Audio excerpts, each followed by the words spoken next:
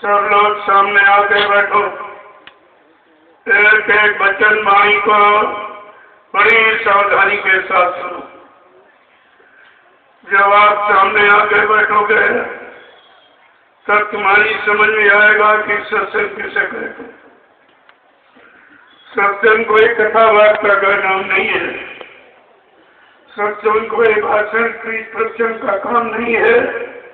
सत्संग कोई मनोरंजन नहीं है।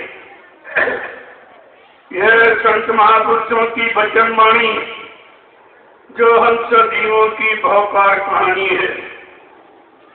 जीवात्माएं भवसागर के पार कैसे जाएंगी, अपने मालिक प्रीतम का कैसे दर्शन दीदार करेंगी।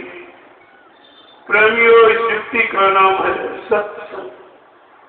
सत्य माने ईश्वर, संग माने साक्षात्कार। ये जीवात्मा सुरतु मुद्दतों से अपने मालिक प्रीतम का दर्शन दीदार छोड़ चुकी है। अब इसे कौन जगाएगा, कौन उधर ले जाएगा, कौन पहुंचाएगा, कौन मिलाएगा? उस मिलाने वाले को कहते हैं संत सद्गुरु, और मिलाने वाली युक्ति का नाम है सत्संग। ये दोनों चीजें आपको समय से मिली, लेकिन आपने उनकी कदर नहीं की। किसी पुण्य कर्म के कारण संत महापुरुषों के स्तर पे तो आप पहुंच गए, लेकिन आपने उनकी कदर नहीं की, उनको जाना माना पहचाना नहीं, और सब धोखा। और इतना बड़ा धोखा जिसकी पूर्ति रुपए पैसे धन दौलत सामान से आप नहीं कर सकते, क्योंकि सद्गुरु दयाल की दया ये रुपए पैसे से मोल खरीदी नहीं जा सकती। ना ही एक किराए पर चलती। जब जैसी इनकी मौज मर्जी हम सब कलयुग के जीवों पर हो जाती है तो वो अपनी दया की बरसात कर देती। अब ये उनकी दया के बरसात में कितने लोग टिक पाते, कितने छोड़ के भाग जाते। इसी को कहते हैं चटनी और कटनी। बहुत पहले एक इशारा किया गया था कि बच्चा, जब मेरी संगत बढ़ेगी जैसे नदी में बाढ़ आती, एक दिन मेरी संगत ऐसे ही बढ़ेगी तो बच्चा चटनी होगी और कटनी होगी। इस पर जो लोग नहीं मान पाए, नहीं समझ पाए, तो कुदरत चटनी भी करेगी। ये भी कहा था, जब मेरी संगत बढ़ेगी तो मैं एक छोटी सी परीक्षा दूंगा। मैं देखूंगा कौन मेरा आशिक है, कौन मेरी गति संपत्ति धन दौलत जमीन जायदाद मान सम्मान का आशिक है, कौन मेरा चेला है, कौन मेरे चेलों का चेला है, कौन गुरमुख है, कौन मनमुख है, कौन सत्संगी है, कौन संसारी है, कौन भजनानंदी है, कौन विषयानंदी है। कहा था बच्चा इतने से चलूंगा। आज हमारे आपके सबके छोड़े। फिर अपने आप में घूम के देखिए कि गुरु के प्रति तुम्हारे में आस्था कितनी, गुरु के प्रति तुम्हारे में विश्वास कितना रह गया, और गुरु के प्रति तुम्हारे में सेवा श्रद्धा प्रेम भाव कितना है, और गुरु के वचनों पर आपने कुर्बानी कितनी दी। यह है परीक्षा का अनोखा तरीका। जितने गुरु सदगुरु आए इस मृतलो मंडल पर, उन्होंने अपने शिष्यों की, भक्तों की, प्रेमियों की ऐसी सरल और सहज सुगम परीक्षा किसी ने नहीं दी है। जय श्री बाबा जय गुरुदेव जी महाराज ने, आपने उनको अपना गुरु भी बनाया, और ये भी नहीं समझ पाए कि गुरु किस काम के लिए आता है और कौन सा काम करके जाता है। जो काम करके जाएगा उसी का इतिहास बनेगा, उसी के लोग पूजा करेंगे, उसी का गुणानुवाद होगा।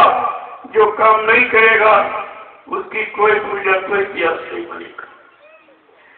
तो आपको जानकारी रखनी चाहिए। जिस समर्थ महापुरुष ने हमें आप सबको जगाने सिखाने के लिए 10 जुलाई 1952 से 2012 तक इतना संदेश जागृति का और पाप और पुण्य की पहचान का, माँ बहन बेटी बहू की पहचान का, यह सब संदेश आपको सुनाया गया। धरती पर जितने संत आए, कबीर साहब से लेकर हजारों संत, किसी ने इस तरह की मेहनत परिश्रम जीवात्माओं के लिए किसी ने किया नहीं है। और इस तरह खुला संदेश घर घर दरवाजे दरवाजे जाकर किसी ने दिया नहीं है। ये है मालिक की पहचान। जब समर्थ मालिक आया, उसको अपनी रूहों जीवात्माओं की चिंता हुई, इसलिए घूम घूम कर सारे हिंदुस्तान में, हिंदुस्तान का कोई प्रांत, जिला, तहसील, ब्लॉक, शहर, कस्बा, गरीब व पूछा छोड़ा नहीं, जहाँ पर अपने आने की और जगह नाम की और काम की जानकारी न दी हो, लेकिन तुम्हारे पास कोई जानकारी नहीं। जिसने 60 साल मेहनत की, 10 जुलाई 1952 से 2012 आपने समर्थ मालिक की सारे परिश्रम और सारी जानकारी को पानी में फेंक दिया। इसलिए सारा गुरु परिवार शंका के बादलों में छा गया है। आज सारे गुरुवार पर शंका के बादल छाए हुए, और शंका जैसी बीमारी कोई नहीं है, इसकी कोई दवा नहीं है। शंका हमेशा सत्संग बचनों से जाती है। बहुरी काल करिए सत्संगा, सबे होए सबसे सफला। जब बहुत समय तक सत्संग करोगे, तब तुमको तुम्हारी शंकाएं चली जाएंगी। सुनोगे, पढ़ोगे, सुनाओगे नहीं, करोगे। ये करने का विषय है, ये कसनी का, बकरी का, सुनने का विषय नहीं सोच सकते। कथा वार्ता सुनी जाती, सुनाई जाती, सत्संग किया जाता, कराया जाता है। अगर आप सत्संग की महिमा जान लेते, इस समूलक रास्ते को आप कभी नहीं छोड़ते, क्योंकि कलयुग के जीवों को जगाने के लिए समर्थ मालिक ने सत्संग ही जारी किया। जबकि 3-3 युगों से यहाँ कथा वार्ता सुनाई जा रही, पुण्य कर्म, शुभ कर्म करने के लिए, लेकिन सत्संग कभी नहीं। सत्संग तो अभी लगभग 750 वर्ष पूरे होने जा रहे हैं जब से कबीर साहब आए, लेकिन उन्होंने भी खुला सत्संग नहीं सुनाया कि जीवात्मा कैसे जगेगी, किसके द्वारा जगेगी, कौन ले जाएगा, कौन पहुंचाएगा, वो समय का समर्थ मालिक कौन होगा, वो कौन सा नाम जहाज लेके आएगा और सागर में लगाएगा, जिस पर सारी जीवात्माओं को बैठाकर इनको इनके घर पहुंचाएगा। प्रेमियों, ये काम किसी ने किया ही नहीं। कबीर साहब से लेकर हजारों संत आए, लेकिन गुप्त संत थे, प्रगट में कोई नहीं आया। इसलिए प्रगट में घूम घूम कर किसी ने संदेश दिया नहीं है। और सबसे बड़ी पहचान, किसी ने लाउड स्पीकर लगाकर इस धरती पर नामदान की शुरुआत नहीं की है। ये है मालिक की पहचान। इस धरती पर इसी कलयुग में हजारों संत आए, लेकिन लाउड स्पीकर लगाकर किसी ने परमात्मा मिलने की युक्ति नहीं दी है। प्रेमी वगैरह पहचान तुम्हारे पास होती तो अपने मालिक को छोड़ते, अपने रहबर रहनुमा, अपने हमदर्दी सुचिंतक को कभी छोड़ते आप, लेकिन तुम्हारे पास पहचान नहीं थी। जबकि बाबा जी ने कितनी पहचान दी, क्योंकि भूमंडल पर कभी ऐसा समृद्ध परम संत कभी आया नहीं है।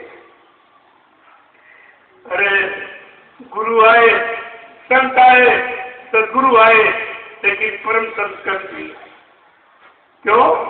गुरु भेजा जाता तब आता, संत भेजे जाते तब आते, सदगुरु भेजे जाते तब आते, लेकिन परम संत अपनी इच्छा से आता है और काम करके अपनी इच्छा से ही जाता है। इनकी वजह कोई भेज सकता न कोई बुला सकता। ये है मालिक की पहचान। दूसरी पहचान कि जब से ये मृतलोक मंडल बना, किसी ने प्रभु नाम का प्रचार नहीं कराया। इतिहास बता रहा है कि सतयुग में हरि नाम का प्रचार, त्रेता में राम नाम का प्रचार, द्वापर में कृष्ण नाम का प्रचार, वो भी ये 4 शक्तियां थी, केवल समाज देश के सुधार के लिए आई थी, जीवात्माओं के उद्धार के लिए कोई नहीं आया। इसलिए सम्राट मालिक को अपनी पहचान देनी पड़ी। गोस्वामी जी महाराज ने रामचरित मानस के उत्तरकांड में सम्राट मालिक की पहचान दी है। अगर आपने उसको पढ़ लिया होता तो अपने मालिक में कोई शंका आपको नहीं हुई।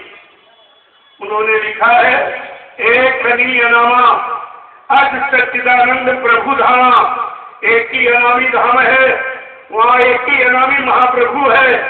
जब वो अनामी महाप्रभु प्रभु नाम लेकर मानव चोले में इस पृथ्वी पर आएगा और प्रभु नाम का प्रचार कराएगा और प्रभु नाम से जीवात्माओं को जगाएगा और प्रभु नाम की शब्द डोर जीवात्माओं को पकड़ाएगा और प्रभु नाम का बेड़ा भवसागर में लगाएगा और प्रभु नाम के बेड़े पर बिठाकर इन जीवात्माओं को प्रभु धाम पर देगा।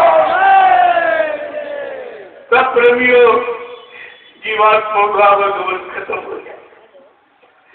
सत्लोक तक आवागमन है, संताते जाते हैं। इसीलिए इशारा करके कहा, जब प्रभु धाम से खुद मालिक अपनी रूहों जीवात्माओं पर दया करने के लिए मृत्युलोक मंडल पर आएगा और प्रभु नाम लेके आएगा। बगैर नाम के यहाँ जीवात्माओं का काम कोई नहीं कर सकता। अगर ये सब जानकारी है तो इसलिए बाबा जी को अपना परिचय देना। मेरे बारे में मेरे प्रेमी कहीं शंका संदेह भूल भर में न चले जाए। कोई स्वार्थी लोभी लालची इनको अपने स्वार्थ लोभ लालच में न फंसा दे। इसलिए बाबा जी को अपना परिचय देना। आप परिचय भी भूल गए। कहा था, बच्चा मैं इस मृत्युलोक मंडल पर मलकारा काल माया के देश में मैं किस लिए आया हूँ? क्या कहा? मैं परिवर्तन करने आया हूँ, परिवर्तन करके ही जाऊंगा। ओए माई का नाम हमें इस परिवर्तन से न रोक सकता है, न मेरा काम कोई कर सकता है। प्रेमियों, कितना बड़ा चैलेंज है, कितनी बड़ी प्रतिज्ञा, कितना बड़ा संकल्प, कितना बड़ा वादा है कि मैं परिवर्तन करने आया हूँ, कलयुग भगाना सलयुग लाना। इस काम को सृष्टि में न कोई कर सकता है, न मेरे इस काम को कोई रोक सकता है। आपको बिल्कुल आवाज सुनाई नहीं दिया, आपके कान बहरे हो गए, आंखें अंधी हो गई, न सम्राट मालिक को देख के पहचान पाए, न कोई अद्वितीय विलक्षण आवाज को सुनकर आप समझ पाए। आपने किया क्या है तेरे दिलों में? अगर कुछ भी किया होता और कुछ वचनों को संभाल के रखा होता और अपने जीवन में उतारा होता तो प्रभुओं कोई शंका का विषय नहीं था। संत दरबार में शंकाओं का समाधान किया जाता और तुम उसी मालिक के दरबार में गए और उन्हीं के बारे में शंका लेके वापिस चली गई। तुम्हारा दरबार में आने का मतलब क्या? शरण चरण में लगने का मतलब क्या? नाम के नामदान लेने का मतलब क्या? परमात्मा की सेवा करने का मतलब क्या? गुरु के वचनों का प्रचार करने का मतलब क्या? और गुरु से नाम दान लेकर और सिमरन ध्यान भजन करने का मतलब क्या निकला? यानी सब झूठ, सब धोखा। क्या गुरु ने धोखा देने के लिए नाम दान दिया था? क्या आप लोगों ने गुरु से धोखा पाने के लिए नाम दान दिया था? कहा बच्चा, नाम दान गड्ढे में ढकेलने के लिए नहीं दिया जाता। नाम दान का मतलब जिम्मेवारी। जिन जीवात्माओं को नाम दान दूंगा या नाम से जोड़ूंगा, जब तक उन जीवात्माओं को उनके घर नहीं पहुंचा लूंगा, मैं इस मानव शरीर को छोड़ने वाला नहीं हूं। तेरा भूल कैसे है? इसका मतलब आपने बच्चों को ध्यान में ले। गुरु कहा, गुरु ये समझते रहे, मालिक नहीं माना। अरे पृथ्वीलोक मंडल में कितने गुरु आए, क्या किसी गुरु ने ऐसी आवाज लगाई है परिवर्तन की आवाज, युग परिवर्तन की, एक युग को भगाना और एक युग को लाना अपनी समस्या त्याग के बल पर? क्या ऐसा किसी ने किया है? ये अनोखे विलक्षण अद्वितीय महापुरुष जिनके बारे में आपने कुछ नहीं जाना, तुम्हारे पास कोई पहचान नहीं उनकी। प्रेमियों, जब पहचान खत्म हो जाती है तो लोग सबका संदेह भूल भ्रम में चले जाते हैं। पहचान ही आपको सत्य के मार्ग पर आके खा सकती और आपका सच्चा काम करती, लेकिन तुमने सब उड़ा दिया। इसलिए ये 3 दिवसीय शोभा यात्रा को लगातार 4 दिन का कार्यक्रम है। शोभा यात्रा भी एक कार्यक्रम है, जन जागरण का सबसे बड़ा कार्यक्रम। कितने जीवों के कान तक आवाज पहुंची, कितने जीवों को महाप्रसाद दिया गया। इनकी बुद्धि बदल जाएगी। ये भी धीरे धीरे सतमार्ग पर आने लगेंगे, चलने लगेंगे। ये प्रसाद है जो हिंदुस्तान की धरती पर किसी ने बांटा नहीं है। किसी ने कभी प्रसाद बांटा नहीं, प्रसाद दिया ही नहीं। जहां जहां तुम्हारी आस्था जुड़ी, चाहे पत्थर का भगवान हो चाहे जिंदा, जो गया हो तो तुम प्रसाद घर से लेके गए, तुम्हारा प्रसाद का डिब्बा रख दिया और उसी में से थोड़ा लौटा दिया। लेकिन तुमको किसी ने अपनी तरफ से प्रसाद नहीं दिया, क्योंकि प्रसाद बनाया जाता है। प्रसाद खरीदा नहीं जाता, बनाया जाता। जब सद्गुरु दयाल की दया दुआ जब सम्मिलित की जाती है, यही प्रसाद बड़ी बड़ी बीमारी, बड़े बड़े लड़ाई झगड़े, तमाम तरह की दुर्घटनाओं में तुम्हारी मदद करता है। ऐसे प्रसाद नहीं बांटा जाता।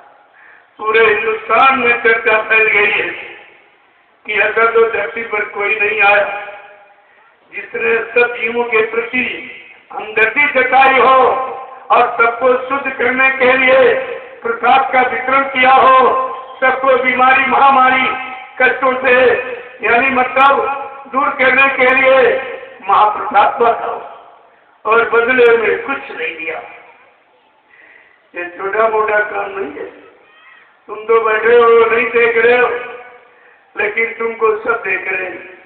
ये प्रेमी सीधे इंटरनेट की सारे विश्व में खबर जा रही है कि हिंदुस्तान में एक ऐसा विलक्षण महात्मा जिसने सब जीवों के कल्याण हित के लिए प्रसाद वितरण किया है और निरंतर दिया जा रहा है।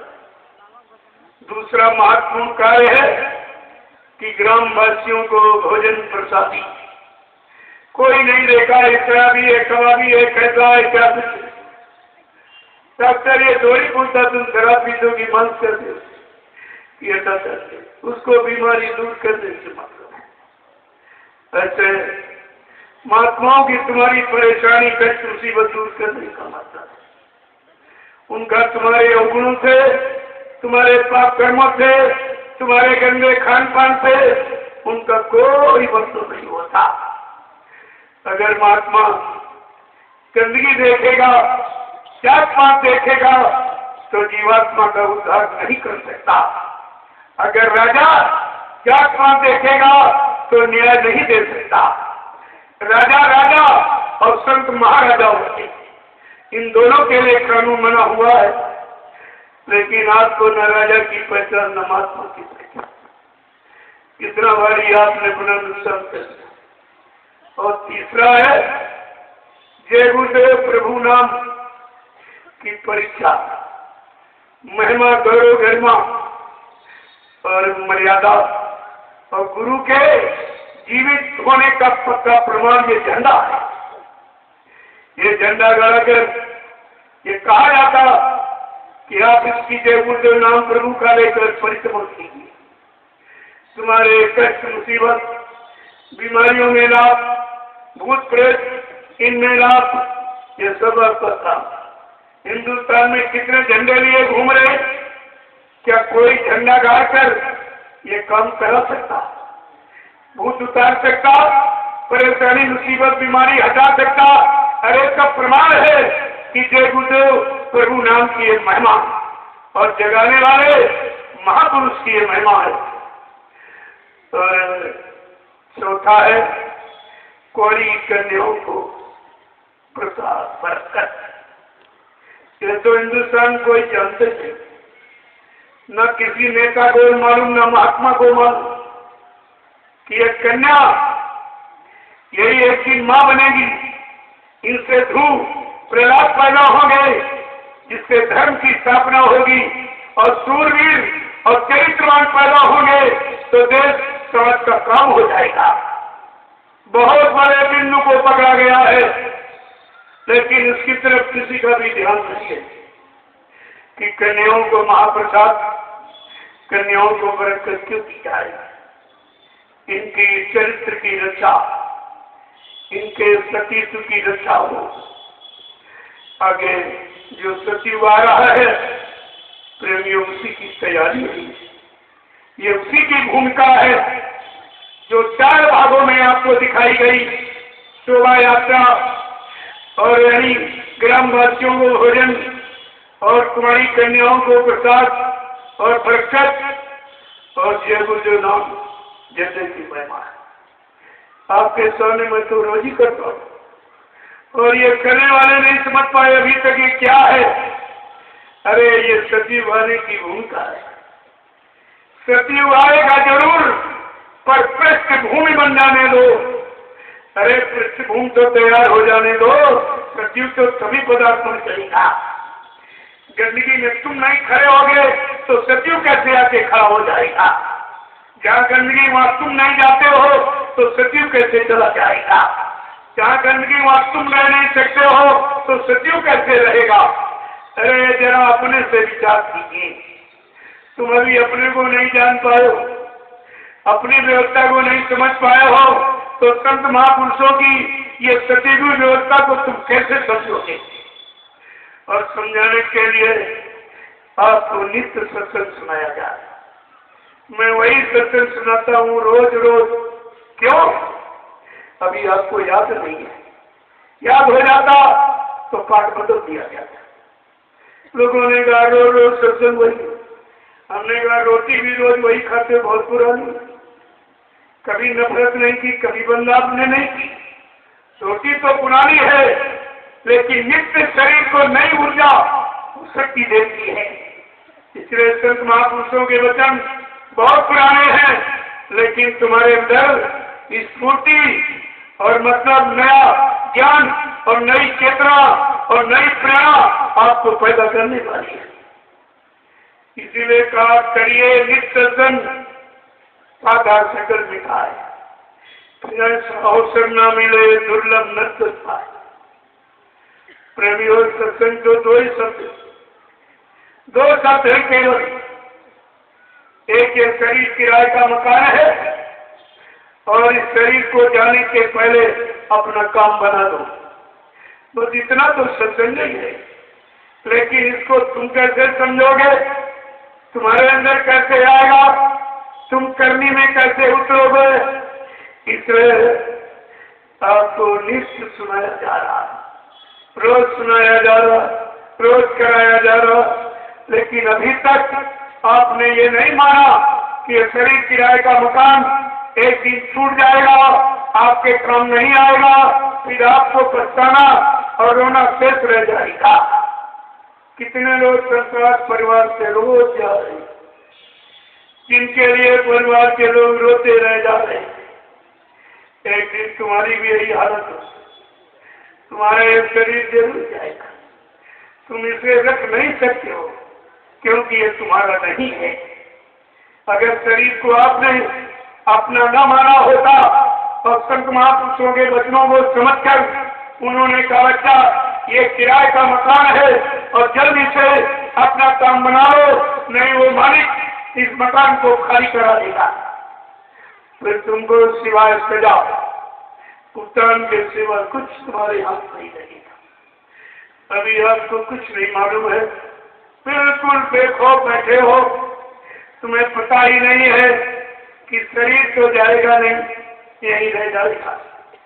परिवार के लोग जिनको आपने अपना कहा, जिनके लिए मकान दुकान सब कुछ बनाया, रुपया पैसा धन इकट्ठा किया, एक दिन परिवार के लोग तुम्हें नंगा करके जला के राख कर देंगे। नंगे करके जलाओ जाओ, क्या नंगा करके जलाए इससे बड़ा और कोई अपमान है? इससे बड़ा और कोई अपमान है? और ये अपमान कितनों का हो रहा, कितनों का हो गया, कितनों का होता रहेगा, जब तक संत महापुरुषों के वचन तुम्हारी समझ में नहीं आएंगे, तब तक इस काल की मार से कोई नहीं बच सकता। आपको तो नित्य होती, अगर तुम्हारा शरीर होता तुम्हारे अनुसार जाता, तुम्हें नहीं मालूम कब वारंट आ जाए तो कह देगा खाली करो उसको। जीवात्मा को तुम्हारी, क्योंकि वादा जीवात्मा ने किया माँ के गर्भ में कि हमको इस नरक कुंड से बाहर करो, मालिक मैं तुम्हारा दिन रात भजन करूं। आप क्या वादा करके आए हो? अब प्रभु कृपा करो यही भांति, सब कज भजन करब दिन राति। मालिक हमारे पर ऐसी कृपा दे, मेहरबानी कर दो, इस नरक कुंड से बाहर कर दो। मैं जब बाहर जाऊंगी दिन रात तुम्हारा भजन करूंगी, और तुमने भी शुरुआत भी नहीं की। दिन रात भजन का वादा, पूजा का वादा करके नहीं आए, भजन का वादा, क्योंकि जीवात्मा भजन करती है, शरीर इंद्रियां पूजा करती है। शरीर इंद्रियों से पूजा पाठ करोगे, आपको मान मिलेगा, सम्मान मिलेगा, सामान मिलेगा, और आत्मा से भजन करोगे तो भगवान मिलेगा। ये भगवान मिलने वाला, ये सामान मिलने वाला, चाहे दोनों कर लो, चाहे संत महापुरुष को निंदा रचना बुराई क्रिटिसाइज नहीं करते। दोनों का हक, दोनों की परिभाषा और दोनों का काम बताते हैं, लेकिन तुम्हारी समझ में कुछ भी नहीं आया, न इधर का न उधर का। जबकि कितने पहले एक आवाज दी गई थी 1986 में, जो पुराने प्रेमी होंगे शायद उनके ध्यान होगा, आपसे क्या कहा गया था कि धरो धीरज न घबराओ, धरो धीरज न घबराओ, अभी तो काम बाकी है, इधर का काम बाकी है, और उधर का काम बाकी है। जिस महापुरुष ने दोनों वादा किया कि मैं शरीर के इधर न्याय सुरक्षा रोजी रोटी सबको दिलाऊंगा, महंगाई गरीबी बेरोजगारी को खत्म करा दूंगा, बढ़ते हुए टैक्सों की भरमार को रोक दूंगा, चोरी डकैती कत्ल बलात्कार ये समाप्त हो जाएंगे। मेरे पास ऐसी योजना, मेरे पास ऐसी भूमिका, मेरे पास ऐसी व्यवस्था है। कहा ये सब काम इधर, और उधर जीवात्मा को जगाऊंगा, परमात्मा से जगाऊंगा। कहा मैं दो रूप धारण करूंगा, जिस्मानी और नूरानी। ये जिस्म शरीर के रूप से इधर जीवात्मा को जगाऊंगा और पाप कर्मों सेवा के द्वारा मैं भी कराऊंगा। पाप का निर्मल करके जीवात्मा को उधर की तरफ मोड़ूंगा और जीवात्मा जब अपने घाट पर पहुंचेगी वहां से मेरा नूरानी रूप काम करेगा। गुरु मुझे अपना रूप दिखाओ, इस रूप से जीव जगावे और उससे घर पहुंचावे। दोनों रूप लगावे प्यारे, हमको तो दोनों रूप प्यारा है। हमारे लिए यही रूप प्यारा जो जिस्म में है, क्योंकि मेरी जीवात्मा अभी जिस्म शरीर में बैठी, जब तक जिस शरीर से नहीं निकलेगी मैं नूर को कैसे पहचानूंगा।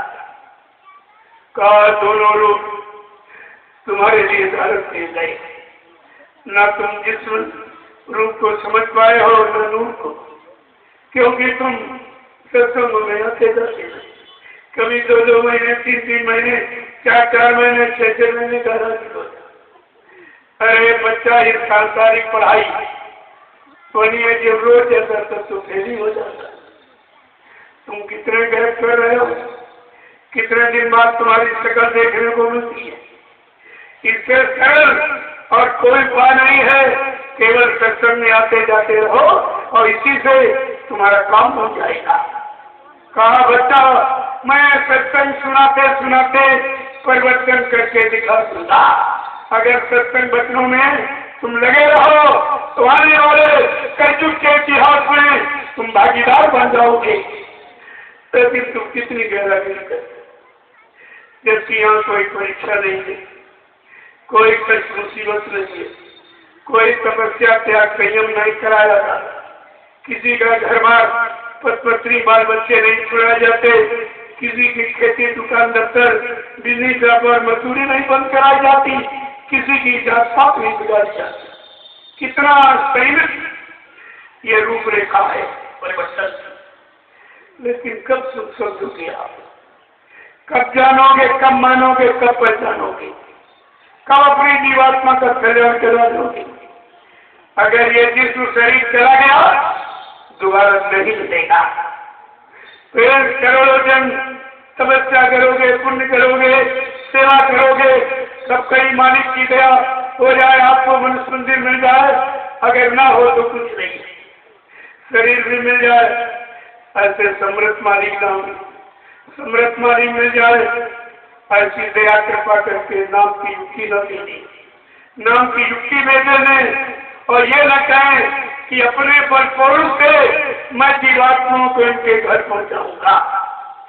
ऐसा समृद्ध मालिक होते न भविष्य न कभी आया है और न कभी आएगा। लेकिन तुम पहचानोगे, क्योंकि गुरु कहने को रूप किस रूम में कौन सा काम करेगी। तुमको अपने काम से मतलब, जब डॉक्टर के यहाँ जाते हो उसकी शक्ल पूछते हो, कि जाति पूछते हो, कि नाम गाँव पूछते हो, कि पढ़ाई लिखाई पूछते हो, तो तुम दवा लेते हो, तुम्हारी बीमारी ठीक हो जाए, उस डॉक्टर कहते तुम भगवान हो, तुम उसको भी भगवान मान लेते हो। जो तुम्हारे शरीर का काम और जो तुम्हारे शरीर का सुधार और जीवात्मा का उद्धार दोनों काम करने आया, उसको कभी भगवान माना है? तुमने इंसान और बाबा इस समझ कर ही और सारा परिवार गुरु परिवार सत्संग का संदेह की चपेट में आ गया और चरण शरण के भाग गया था। इन प्रेमियों का क्या होगा? ये बेचारे वापिस कैसे आ सकेंगे? इतनी निंदा बुराई कर दी, गुरु को इतना अपमानित तरक्कीत कर दिया, गुरु के जगाए नाम को बनाई व्यवस्था को भी कलंकित कर दिया, झूठ कह दिया है, ये वापिस कैसे आ सकेंगे? लेकिन मालिक की दया हुई है, कहा एक बार फिर मेरा संदेश जिनके काल तक पहुंचा दिया। इनकी कोई गलती नहीं है, कोई 3 बरस का नामदारी, कोई 5 साल 20 बरस का नाम। कहा मैं पढ़ाई पढ़ा रहा था जुलाई 1952 से, ये बीच में आके बैठ गए। इन्होंने सुना नहीं पहले क्या सुनाया गया क्या समझाया गया, क्या कराया गया, क्या भविष्यवाणियां की, का इनका कोई दोष नहीं है। चलो एक बार इन प्रेमियों के वास्ते मेरा ये संदेश जन के पास तक पहुंचा दीजिए। ये दया है, काल शक्ति होती है, क्षमा नहीं, तुरंत मार काट के खरियाल कहती है। ये दयाल शक्ति है, एक बार परिश्रम को मौका दिया जाए। अगर अब भी नहीं जागे, नहीं देते, नहीं होश में आए और सच्चे रास्ते पर आके खड़े नहीं हुए और सुमरन ज्ञान भजन नहीं किया, काफिर तो कुदरत को चार्ज दे दिया जाएगा। अपना बरदहस तुम्हारे सिर से हटा दीजिए, प्रेत कुदरत करेगी। कुदरत क्या करेगी? देखा हेराफेरी कहते, जो नहीं माना, नहीं जाना, नहीं पहचाना, हेराफेरी का क्या हुआ? वो रावण का क्या हुआ? कुंभकर्ण का क्या हुआ? जरासंध का क्या हुआ? कंस का क्या हुआ? वही तुम्हारा होगा। कुदरत कोई नया कानून नहीं बनाती, उसके यहाँ एक कानून है दयाशाली। नष्ट नामों प्रिय मानवतन पाने का स्वभाव हजारों वर्षों के लिए आपका खत्म हो जाएगा। इसलिए प्रेमियों जानकारी ले लो, ये तो दयालु कृपालु है, नहीं समझाने बुझाने के बाद अगर नहीं माना तो रावण को नष्ट नामूद कर दिया गया। कंस नहीं माना, नष्ट नामूद कर दिया। कृष्ण भगवान ने अपने मामा को नहीं माना और कृष्ण नहीं माना, अपने भक्त प्रहलाद की सच्ची बात, सत्य समय के हरि नाम को नहीं माना, नष्ट नामूद। ये इतिहास का बताता है।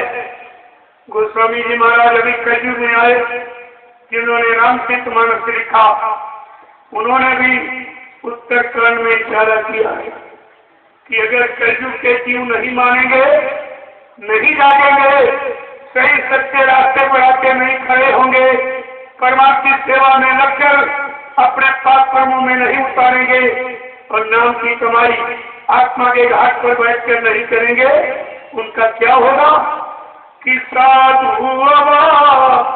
ज्ञाता फल अजरे नगर अनाथ कर देता। साधु सन्मार्गों की आज्ञा का उल्लंघन, जो परिवार समाज देश रात मुल्क यात्रा करेंगी, जैसे भाव हो जाएगा। ये कलयुग के लिए तुम्हारा संदेश है। यानी कहने का मतलब है, जितने आए सबने आपको दिखाया, कलयुग के जीव को तो बहुत अच्छा होना चाहिए और सावधान रहना चाहिए, क्योंकि कलयुग के जीव के सामने तीन युगों का इतिहास, ऋषि मुनि योगी महर्षि ब्रह्मचारियों का, कार्य शक्तियों का, ज्ञानी विज्ञानियों का इतना सुधरने का मसाला, लेकिन आज हमें अफसोस के साथ कहना पड़ रहा कि कलयुग का जीव सबसे ज्यादा खराब, सबसे ज्यादा खराब। इसका मतलब इसने किसी युग की शिक्षा, किसी युग की नीति सिद्धांत वसूलों को नहीं माना है, तो न मानने का परिणाम कोई अच्छा नहीं होगा। बाबा जी ने पहले ही इशारा किया, बज रहा काल का डंका, कोई न बचने पाएगा। कहा कलयुग ने अपने जाने का विमल बजा दिया, वो जाने की पूछ तैयारी में है और अपना कर्जा वसूल करेगा। आपने कलयुग का कर्जा लिया, क्या है?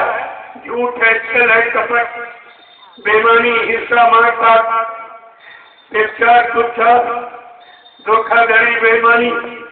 और इस मनुष्य मंदिर को, इसमें परमात्मा की चेतन मूर्ति जीवात्मा बैठी है, इसमें गंदा पशुओं का मुर्दा मांस और बुद्धि नाशक नशा शराब को डालकर आपने इसे गंदा किया है।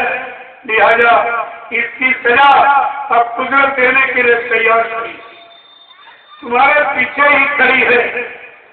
अभी संत महापुरुषों का बरदहस्त तुम्हारे पर है। जब तक समरस मानी थी अखंड वाणी वचनों का प्रचार वायुमंडल में होता रहेगा, तब तक कुदरत खुल के नंगा नाच नहीं कर सकती है।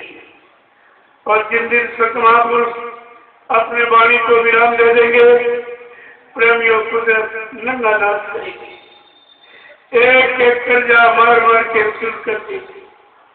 तुम्हारे पास कम कर्जा देने का कोई बात नहीं है।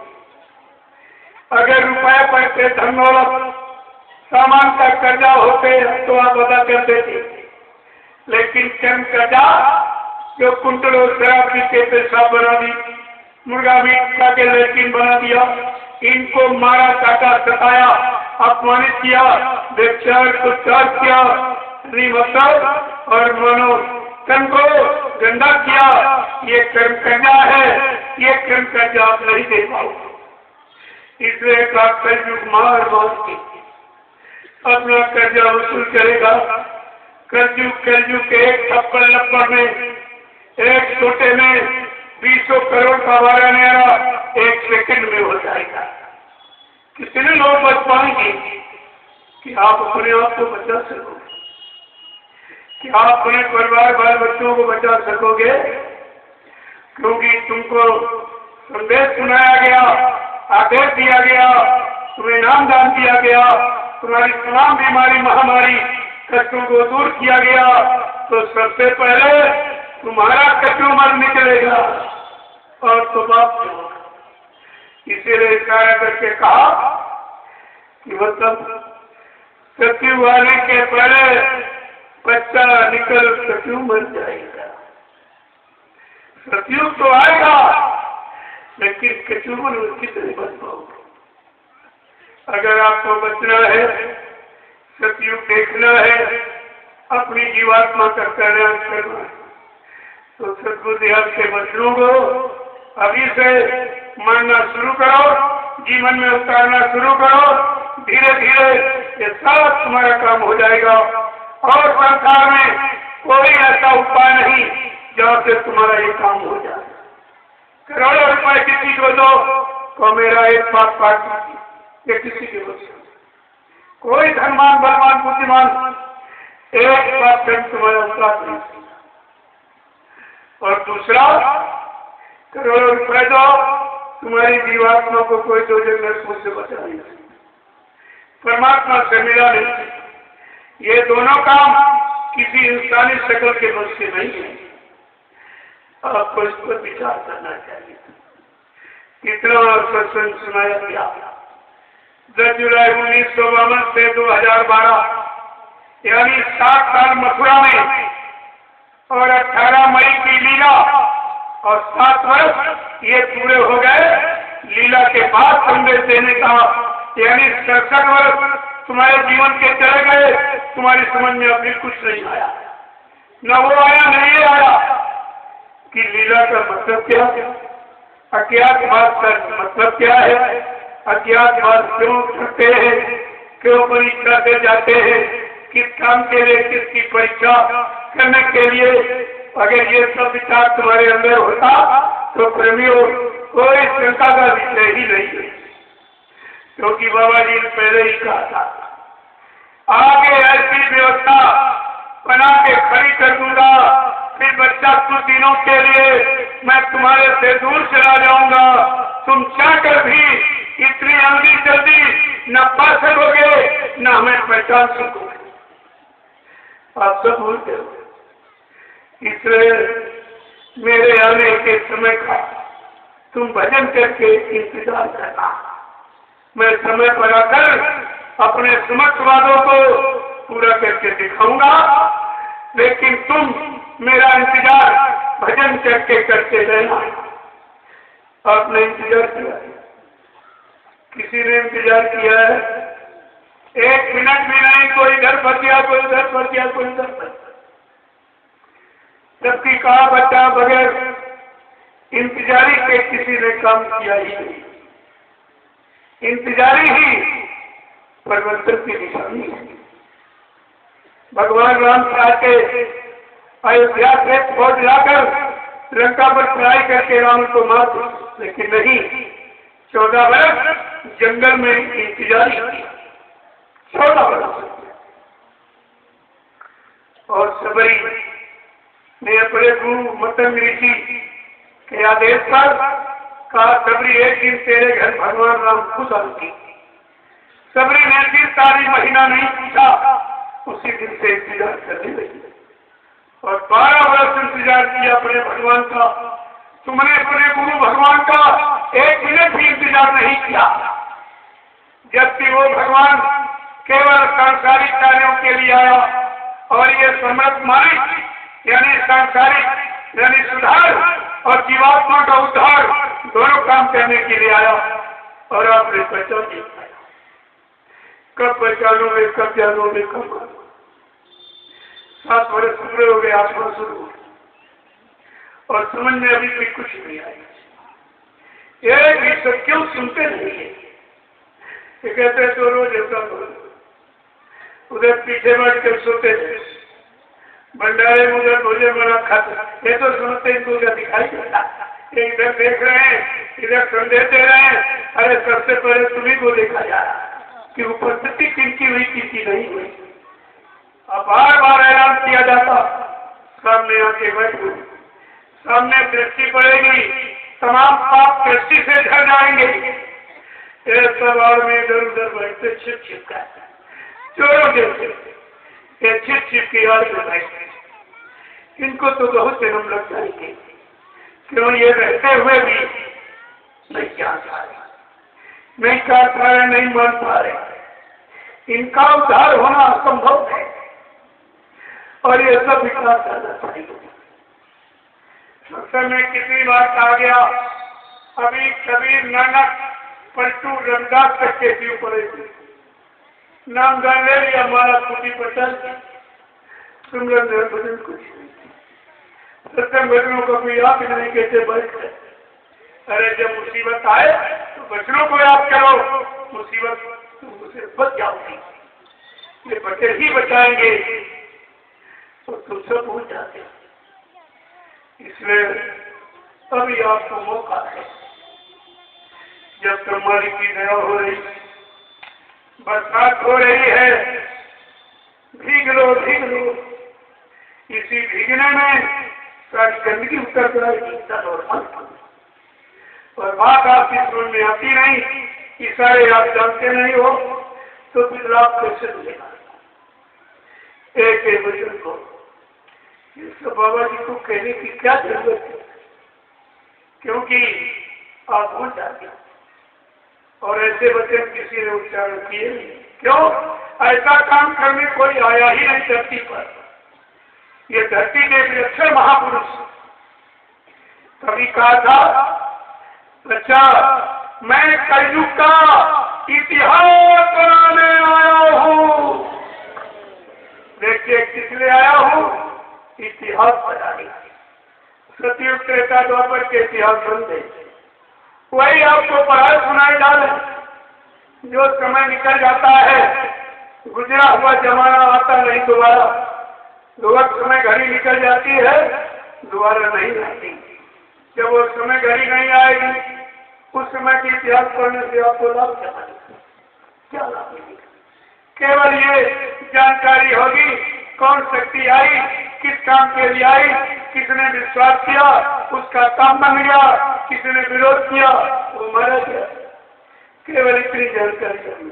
जो उनमें जीवात्मा का उद्धार करने की शक्ति नहीं थी, पाप कर्मों में माफी देने की शक्ति नहीं थी।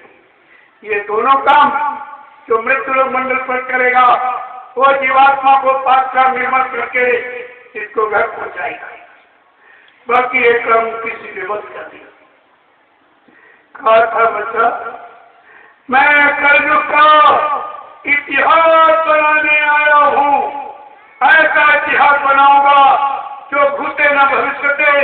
सतयुग त्रेता द्वापर के लोग अपने अपने युग का इतिहास पढ़ना भूल जाएंगे। मैं धरती पर ऐसा चमत्कार करके दिखाऊंगा जिसको हिंदुस्तानी नहीं, सारा विश्व नमस्कार करेगा। क्या प्रवीर चमत्कार हो गया? जो करो बाबा जी चले, क्या तुम्हारी जीवात्मा जाके परमात्मा से मिल गई? तो कहते हो बाबा जी चली गई। क्या कलयुग चला गया, कलयुग आ गया? जो आप कहते हो बाबा जी चले गए। क्या न्याय सुरक्षा रोजी रोटी सबको मिल गई?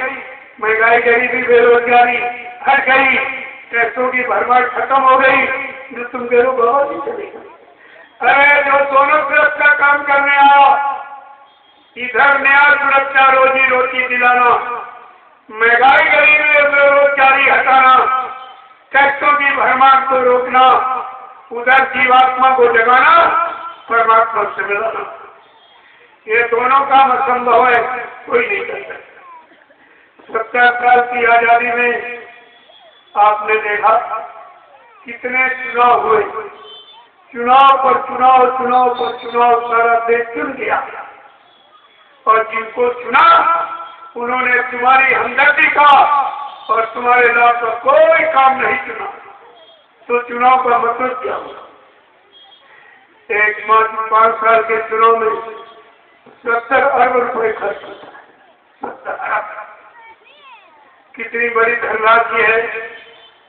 अगर चुनाव ना हो और 70 अरब की आबादी से देश को खुशहाल बनाया जाए, इसी प्रोसेस है। क्योंकि चुनाव तुम लड़ते हो, वादा ये करते हो देश को खुशहाल बनाएंगे, सुख शांति देंगे, महंगाई हटाएंगे, बेरोजगारी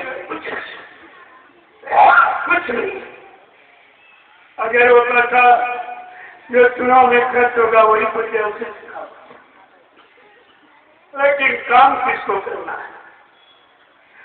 तुम्हारा काम हो जाएगा, फिर इनको कौन पूछेगा?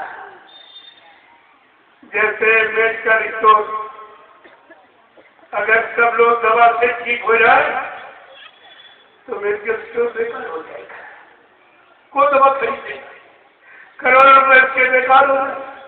और अगर सब लोग ठीक हो जाए तो डॉक्टर बेरोजगार हो जाए, कुछ नहीं, कोई नहीं जाएगा इसके पास। तो ये अपना ऐसा काम क्यों करेंगे? कोई अपना नुकसान चाहता? सब अपना भला चाहता।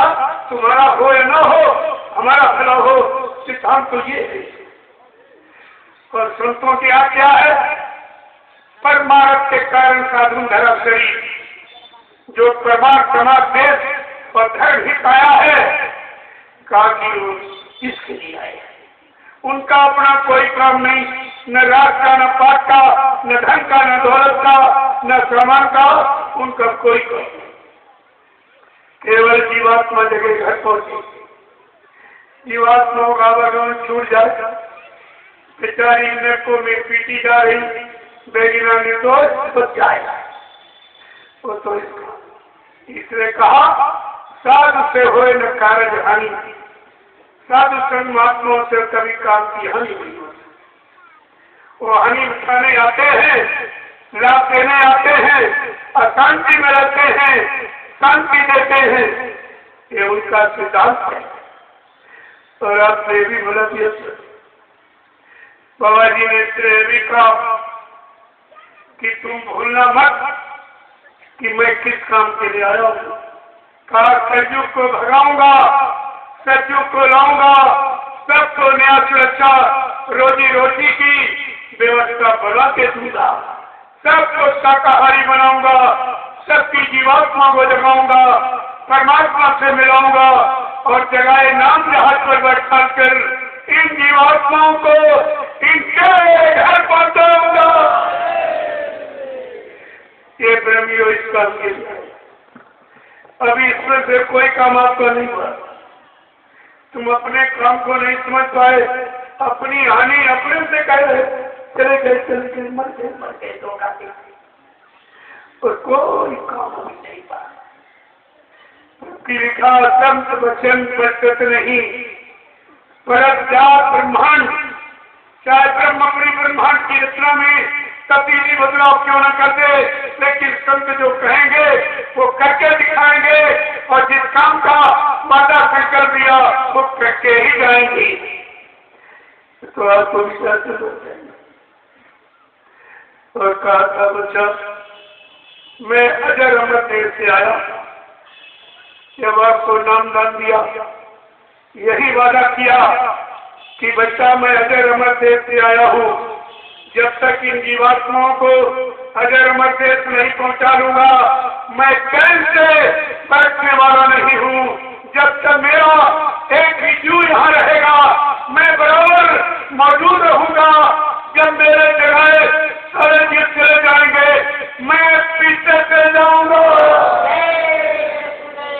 फिर आप संकल्प कैसे? अगर ये वचन वाले याद रहते तो आप में सरकार थी अपने पूरी करते।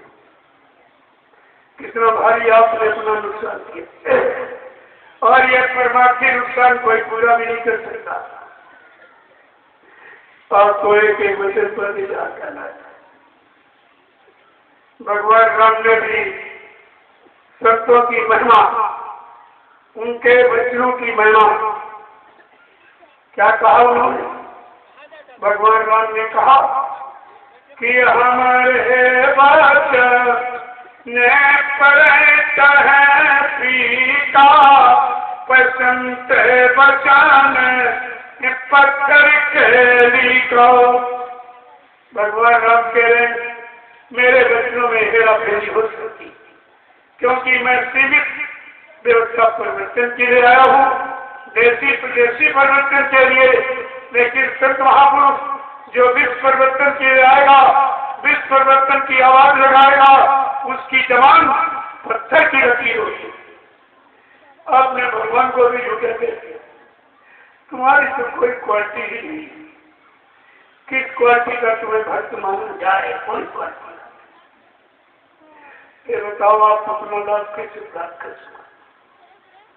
और धीरे धीरे आजकल सुबह शाम में जीवन जा रहा है चक्र की तरह, जैसे रात चक्र चला।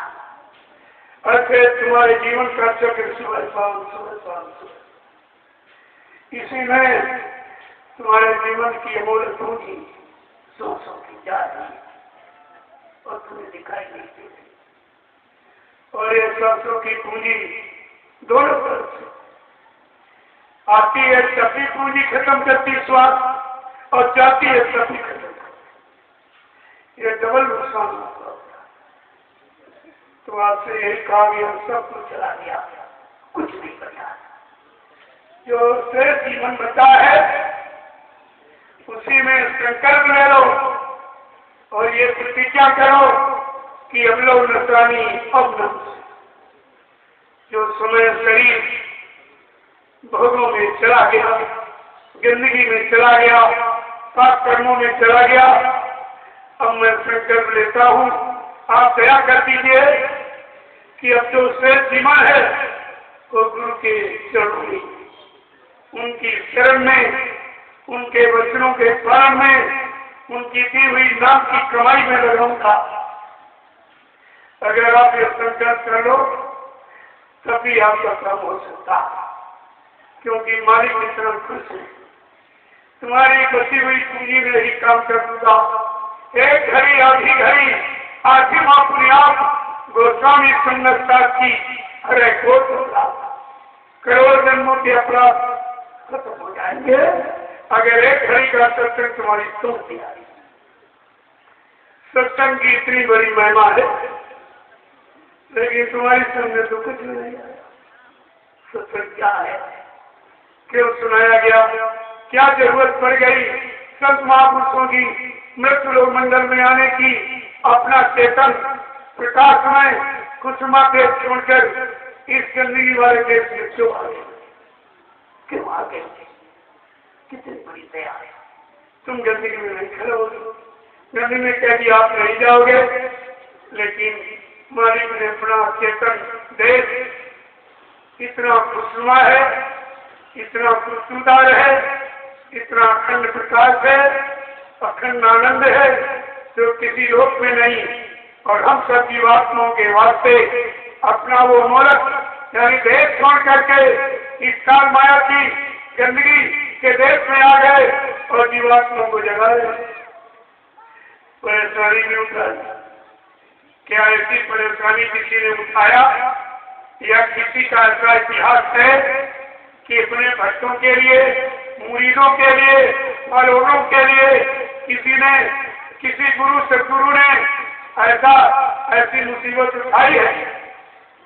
बाबा जय जी महाराज ने हम सब जीवों के वास्ते कोई तकलीफ मुसीबत इनको न हो, परेशानी न हो, क्योंकि ये कमजोर हैं, टूट जाएंगे। इसलिए आप हमारी सबकी मुसीबत को लेकर जेल में चले गए, 21 महीने जेल में रहे, बेड़ी हथकड़ी पहनकर। क्या किसी गुरु ने अपने भक्तों के लिए ऐसी मुसीबत उठाई?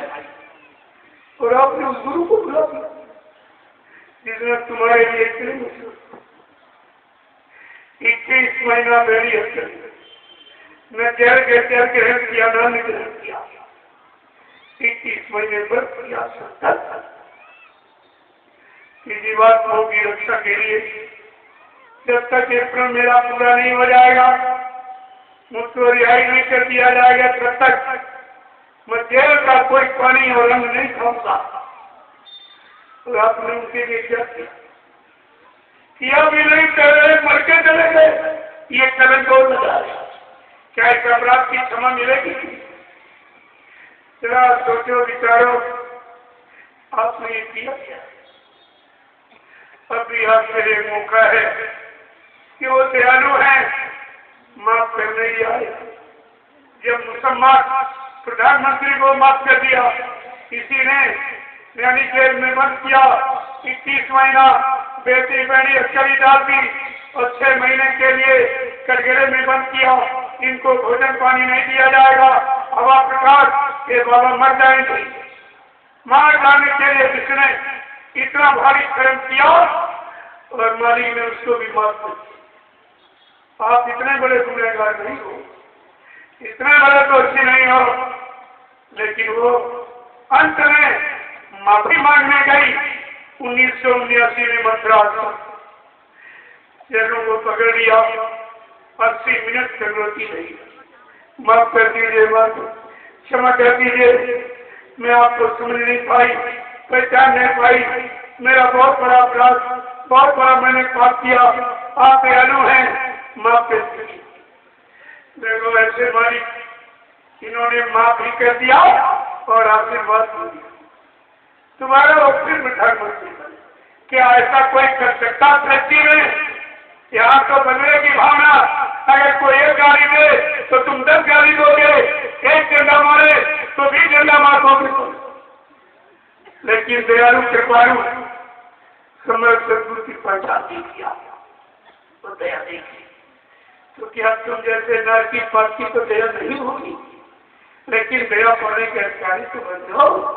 अभी तो माफी के लिए दरबार पर पहुंच जाओ, छोड़ दो यार, लेकिन नहीं जाते हो, नहीं करते हो।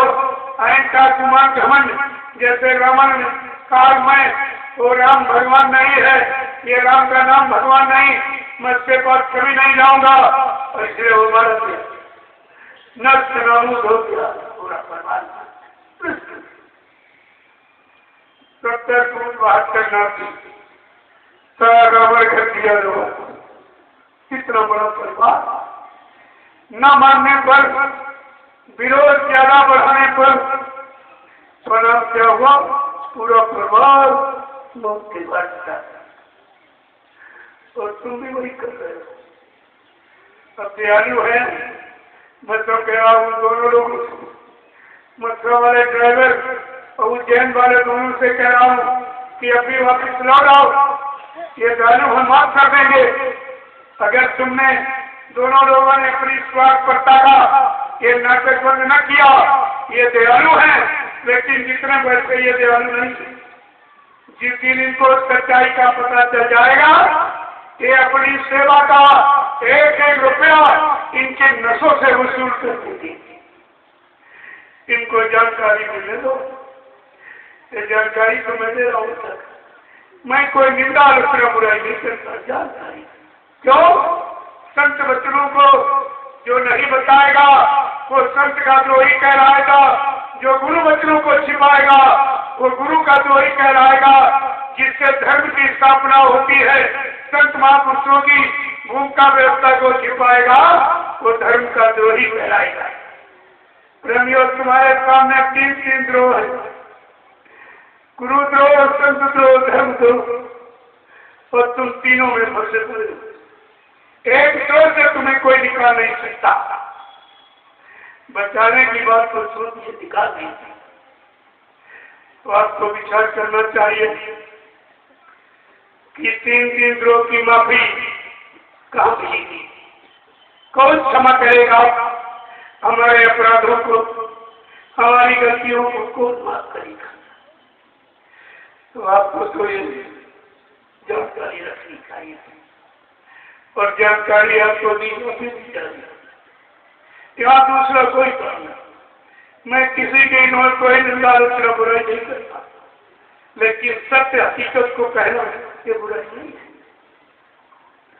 अगर सत्य को नहीं कहा जाएगा तो द्रोह अपराध हो जाएगा।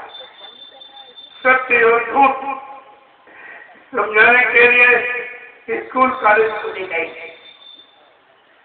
और सत्य झूठ बताने के लिए थाने कचहरी न्यायालय बनाने गए। ये तो सत्यों का दरबार है।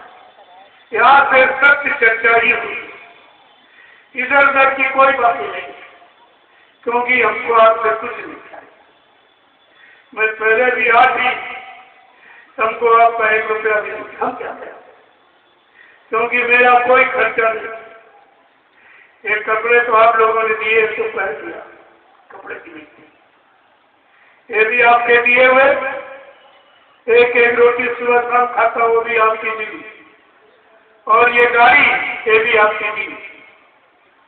और जो आप जबरदस्ती कहते नहीं, मेरा 1 रुपया 2 रुपया 30 50 100 रुपये ले लो, इसी समय के सत्य प्रचार में लगा देना, ये कह रहे मेरे पास समय नहीं, घर गृहस्थी परिवार छोड़ के आपके साथ। हमने कहा अगर ऐसी तुम्हारी कोई श्रद्धा है तो मेरे पास आपकी दी हुई गाड़ी है, इसी में तेल डालकर हवन कर दूंगा। सारे हिंदुस्तान में तेल का हवन करके गुरु की हकीकत का पर्दाफाश कर दूंगा। ये काम हो जाएगा, हो रहा है, अभी थोड़ा बाकी है, वो भी हो जाएगा। आप देखते रहिए। अभी अभी गुरु पूर्णिमा 88,000 ऋषियों की तपोभूमि नैमिषारण्य में मनाई गई। जीवन रक्षक गुरु पूजा महान पावन पर्व, कितने लाख प्रेमियों का जब था, लोग देख के दंग रह गए, ये क्या ये क्या। हमने कहा अभी क्यों परेशान हो रहे, अभी तो उस समुद्र का एक बूंद भी नहीं है, वो 45 करोड़ का है। यहाँ तो अभी लाखों में आए, जिस दिन पूरा पठार इकट्ठा हो जाएगा तुम्हारी बुद्धि एकदम चकाचौंध हो जाएगी। क्या होगा प्रेमियों, मैं पूरे परिवार को इकट्ठा कर रहा हूँ, मेरा और कोई निंदा आलोचना बुराई किसी धर्म की, मजहब की, मंदिर की, मस्जिद की, गीता की, रामायण की, कुरान, बाइबिल, गंगा और जमुना की, ये मेरा काम नहीं है। मैं अपना बिछड़ा गुरु परिवार इकट्ठा कर, गुरु के वचनों को याद कर। मेरा कोई वचन, मेरा कोई संदेश नहीं। मैं पहले कहता, मैं कोई भाषण प्रवचन करने नहीं आया हूँ। मैं सद्गुरु दयाल के अनमोल वचन जो तुम भूल गए हो, मैं उनकी याद कराने आया हूँ।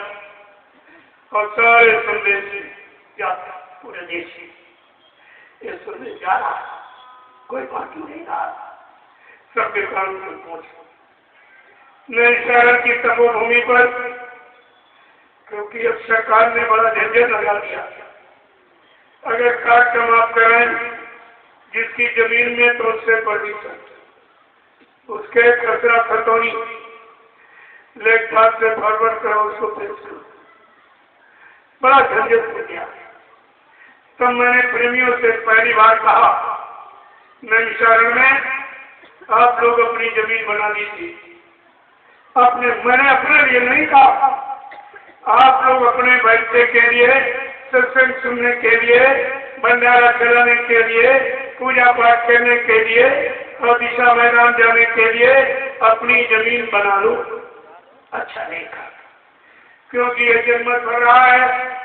अब कई जगह तुमको नहीं मिलेगी कि जहां तुम इस कार्यक्रम को करा सको। प्रेमियों ने अपनी सहमति प्रदान की, हाथ ऊंचा किया और देखिए जुलाई में गुरु पूर्णिमा और अगस्त में तुम्हारी सेवाओं से जो आपने रजिस्ट्री के द्वारा समिति के खाते पर भेजा है, आपकी जमीन तैयार हो गई।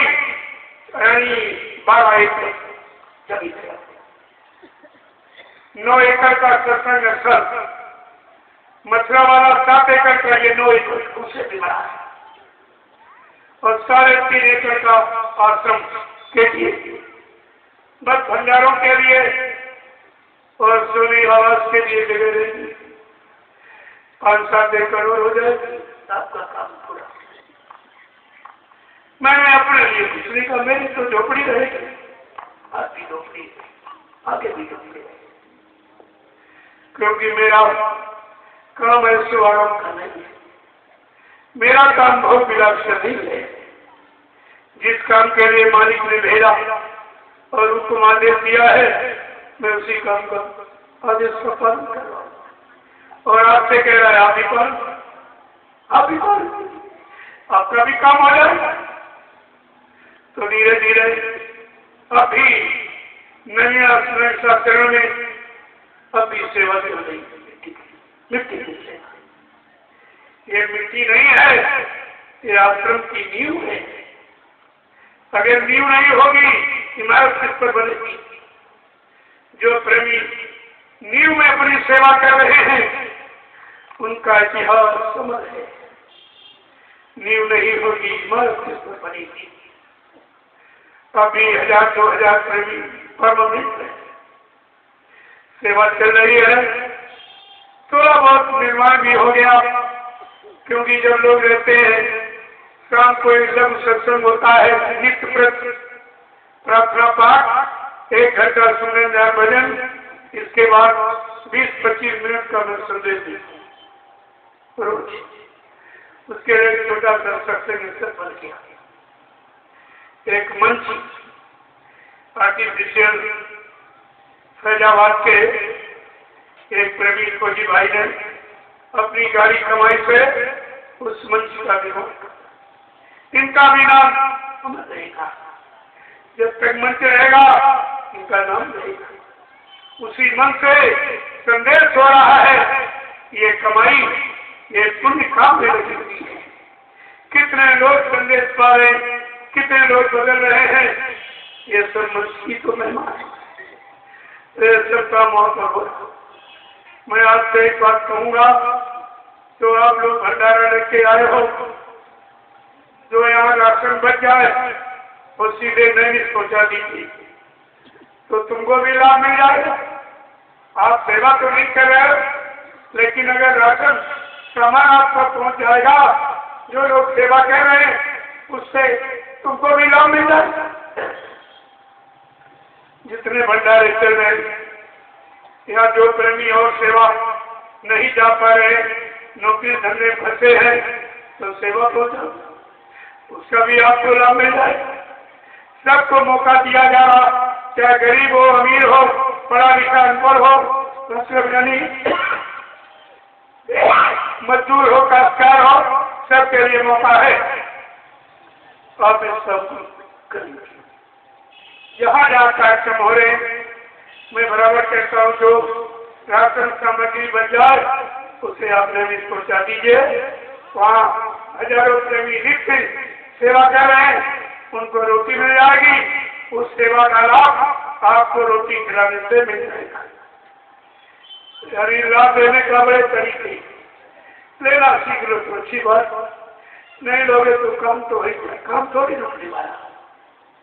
इसलिए आज कोई मौका दिया जाए, और इसको आप बराबर ध्यान में रखिए।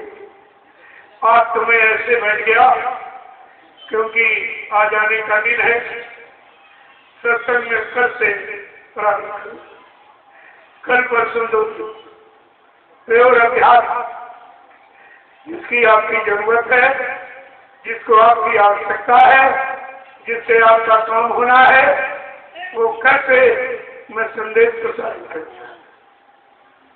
बाबा जी ने जो जो कहा मैंने इशारे में उससे मैं तो रोज सुना था। अब बार बार उसको दोहराने की जरूरत नहीं है, केवल इशारा मत करता हूँ। कोई नया प्रेमी आ गया उसको नहीं मालूम, वो भी बेचारा सुनेगा, उसका भी समय से शंका दूर हो जाएगी, अपना परमात्मा भी बना लेगा, अच्छा रहेगा। तो जब कभी ऐसा समय हमें आपको मिल जाए तो हम सबको सोचना चाहिए ये हरि और गुरु की कृपा हो गई नहीं, इस समय अच्छा कर्जू में रखा था। अच्छा काम सच्चा काम है काम, अच्छी सेवा सच्ची परमात्मा की सेवा है काम।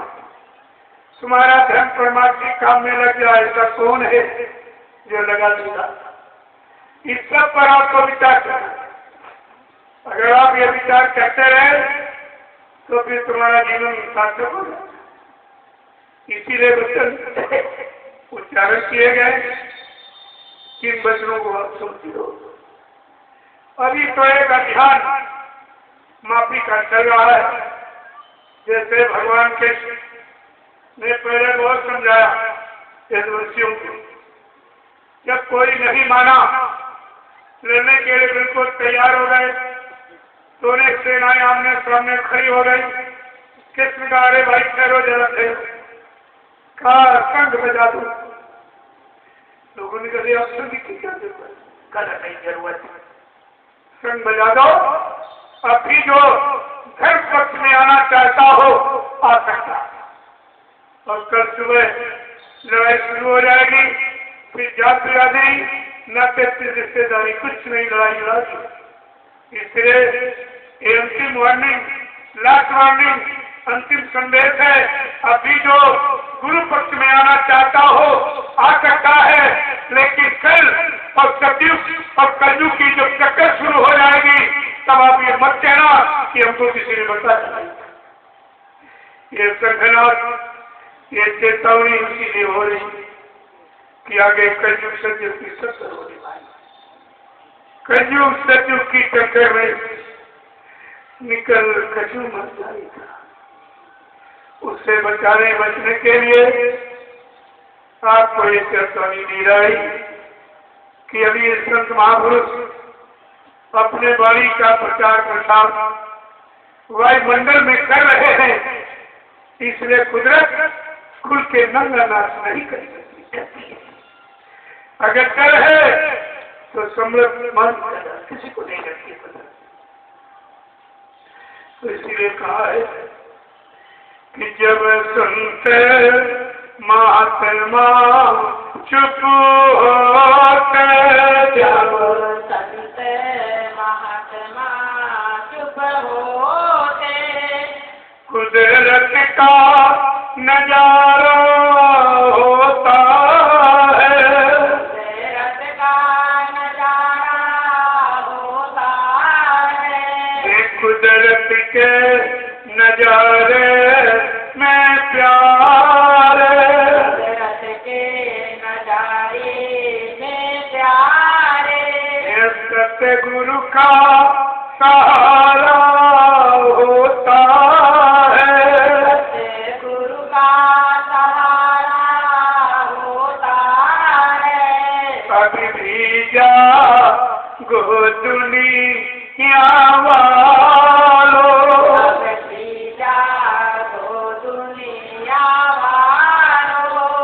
गफलत की नींद को जग त्यागो, गफलत की नींद को जग त्यागो। तुम इसे समझ कब पाओगे, तुम इसे समझ कब पाओगे। ये खुला इशारा होता है, ये खुला इशारा होता है। जब संत महात्मा चुप होंगे, जब संत महात्मा चुप होंगे, कुदरत का नजारा होवेगा, कुदरत का नजारा होवेगा, कुदरत के नजारे में प्यारे, कुदरत के नजारे में प्यारे, सतगुरु का सहारा होवेगा, गुरु का सहारा होवेगा, संतों की बाड़ी खुली रहती, संतों की बाड़ी खुली रहेगी, अमृत की वर्षा होती है, अमृत की वर्षा होती है, जीवों की संभाल बनी रहती, जीवों की संभाल बनी रहेगी, जीने का सहारा मिलता है,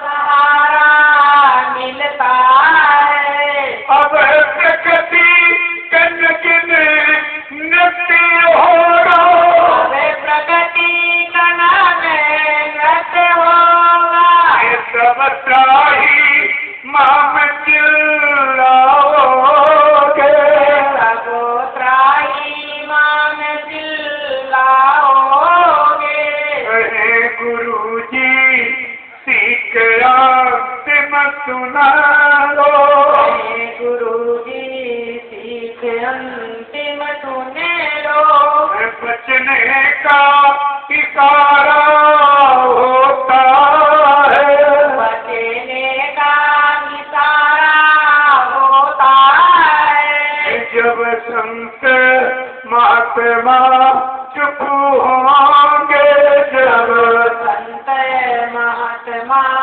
चुप होंगे, कुदरत का नजारा होवेगा, कुदरत का नजारा होवेगा, कुदरत के नजारे में प्यारे, कुदरत के नजारे में प्यारे, सतगुरु का सहारा होवेगा, गुरु का सहारा होवेगा, जय गुरुदेव, जय गुरुदेव, जय गुरुदेव, जय गुरुदेव, जय गुरुदेव, जय गुरुदेव, जय गुरुदेव नाम किसका, प्रभु का, जय गुरुदेव नाम किसका, प्रभु का प्यारा नाम, जय गुरुदेव, सभी सत्संगी प्रेमीजनों, जब भी सत्संग में आओ तो सेवा भाव से कोई न कोई सेवा तो करनी चाहिए, सेवा से पाप कर्म जाते हैं, जो शरीर से पाप कर्म हुआ शरीर की सेवा से, धन से पाप हुआ धन की सेवा से, और मन से पाप किया तो सिमरन जाती है, वाणी से कोई पाप निंदा आलोचना बुराई कोई भक्ति स्त्री शब्दों का प्रयोग किया तो वाणी अपने सत्य वचनों के प्रचार में लगा के आपके वाणी संधि कर जब को निपटा दिया जाता। अगर अन्न खा के कोई पाप किया तुम्हारा अन्न भंडारों में लेकर रोटी बनाकर उन प्रेमियों को खिलाई जाती जो रोटी खा के तुम्हारा भजन, रोटी खा के जो भजन करेंगे उस भजन से तुम्हारा आदान प्रदान करा दिया जाएगा। कितना सरल सुगम सहज रास्ता पाप कर्म की अदायगी का जो सृष्टि में किसी ने नहीं देखा। जितनी अवतारी शक्तियां जिनको भगवान को उन्होंने किसी को नहीं दी। भगवान राम का इतिहास बता रहा, उन्होंने अपने सगे पिता दशरथ को नहीं मार दिया, अपराध क्या था? धोखे में श्रवण कुमार की हत्या हो गई। एक भक्त श्रवण कुमार की हत्या, पर भगवान ने अपने बात को नहीं माना। तुमने अपने जीवन में कितनी हिंसाएं, हत्याएं, कितने मुर्गे मारे, कितने बकरे काटे, कितनी मछली मारे, कितने अंडे फोड़े, कितने गर्भपात करके मासूम बच्चों की हत्या किए हुए बैठे हो। बोलो तुम्हें कौन सा भगवान माफ कर? पहले भगवान का इतिहास पढ़िए कि भगवान ने किसको माफ किया, किसको, तो आपके सोच में सवाल। लेकिन आपके न काल शक्ति का इतिहास, न समृद्ध देहान शक्ति के बच्चे, तुम्हारे पास तो कुछ नहीं। जब कुछ नहीं तो अपना बचाव कैसे? तुम्हारी संभाल कैसे हो? तुम्हारे शरीर से पाप कर्म की उसकी माफी कैसे मिलेगी? यह सब विचार है। इसीलिए सत्संग की महिमा सर्वोपरि। कलयुग में जीवों के वास्ते संत महापुरुषों ने सत्संग जारी किया। कहा सत्संग सुना सुना के मैं तुमको पाठशाला निर्मित करूंगा। तुम्हारे अंदर से कालक्रम का डर है निकल जाएगा और तुम्हें जीवात्माओं को जगह की मदद की बात होगी। यह सत्संग की महिमा है। कभी कहा कि लेकिन सत्संगत संस्कृत के मूला, जब कहीं संत हो अनुकूला। कहा सत्संग सारी समस्याओं का समाधान है, लेकिन जब संत तुम्हारे अनुकूल मिल जाए। आज तो यहाँ बाप बेटे के अनुकूल नहीं, बेटा बाप के, पति पत्नी के अनुकूल नहीं, पत्नी पति के अनुकूल नहीं, राजा रैयत के अनुकूल नहीं, रैयत राजा के अनुकूल नहीं, गुरु शिष्य के अनुकूल, शिष्य गुरु के। लेकिन गोस्वामी महाराज कहते हैं जब समृद्ध मानी चतुर्दयाल, जब मृत लोक मंडल पर तुम्हारे सबके अनुकूल होके आएगा, तुम्हारे कोई पाप कर्म की गिनती नहीं करेगा, तुम्हारे पाप कर्म किसी गंदगी को नोट नहीं करेगा और तुमको बड़ी दया का भागीदार बना देगा। तुम्हारे मनुष्य पात्र को शुद्ध करके इसी अमोलक धर्म नामदार को दे देगा, तो तुम्हारे अनुकूल होगी। देखो कितनी बड़ी दया हुई। यहाँ किसी के कोई अनुकूल ही नहीं, सब अपनी अनुकूल आपको रखना चाहते हैं, लेकिन गोसाई महाराज से नहीं। आगे कलयुग हो, कलयुग में जब समृद्ध पानी खाएगा तो सारी सूत्र रूहें के अनुकूल हो जाएगा, उनके किसी पाप करने की गलती नहीं करेगा और उनको अपना बना अपनी शरण में ले लेगा, गोद में बैठा लेगा, नामदार दे देगा। जो लिखा है अब संतुर है। 500 पहले गोस्वामी महाराज ने लिखा रामचरित मानस, आज से पूरा है, आज आपको पूरा देखिए। इसलिए कहा है कि सत्संग जल को जो कोई पावे मैलाई सब कर। जिस किसी को सदगुरु दयाल की सत्संग चेता का जल मिल जाता, उनके पाप पर सब गंदगी छूट जाएगी। कहीं कोई रास्ता, कोई ऐसा नहीं है पानी साबुन केमिकल जो तुम्हारे किए गए पाप को धुल दे। कहा केवल सदगुरु दयाल की महिमा, उनकी दया कृपा, उनके ऐसे वचन होंगे जो तुम्हारे जन्म जन्मांतर के कर्मों के पाप को धो देंगे। लोगों कितनी बड़ी महिमा, और लोगों की समझ में आया अगर जान लेते तो फिर क्या है। सत्संगत दुर्लभ संसारा, निमिष दंड भरे के पारा। अगर संसार में दुर्लभ है तो संतों का सत्संग ये मोल भी नहीं मिलता। ये उनकी दया कृपा बनने को। देखिए कितनी बड़ी चीज। संसार में सब कुछ सुलभ है। शुद्ध धारा और लक्ष्मी पापियों के घर हो। संत दर्श हरि कथा गोस्वामी दुर्लभ हो। बेटा औरत घर मकान और रुपया पैसा धन दौलत छोटे के पापियों सबके पास।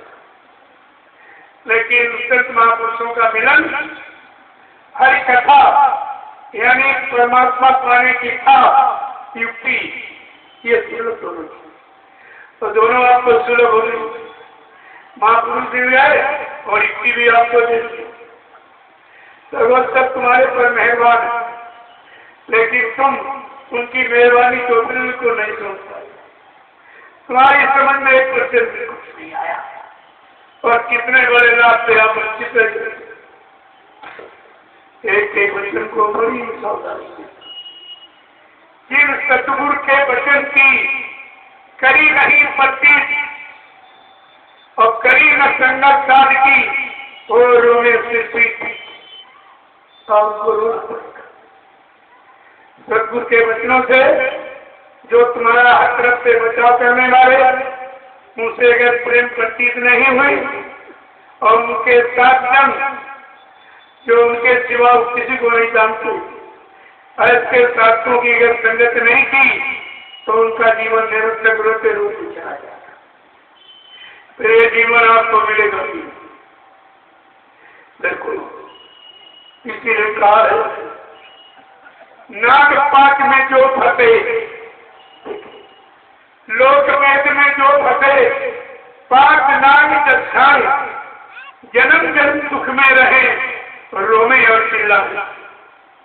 कहा ये लोक और वेद इसमें जो फंस गया, क्योंकि ये ब्रह्मा जी ने निकालने की युक्ति नहीं दी, फंसाने की युक्ति बनाई, क्योंकि उन्हें उनकी सृष्टि है। अगर फंसाएंगे तो सृष्टि रुकेगी नहीं।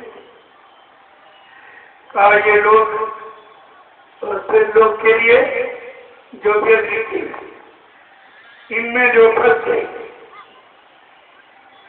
और जन्म जन्म दुख में रहेगी।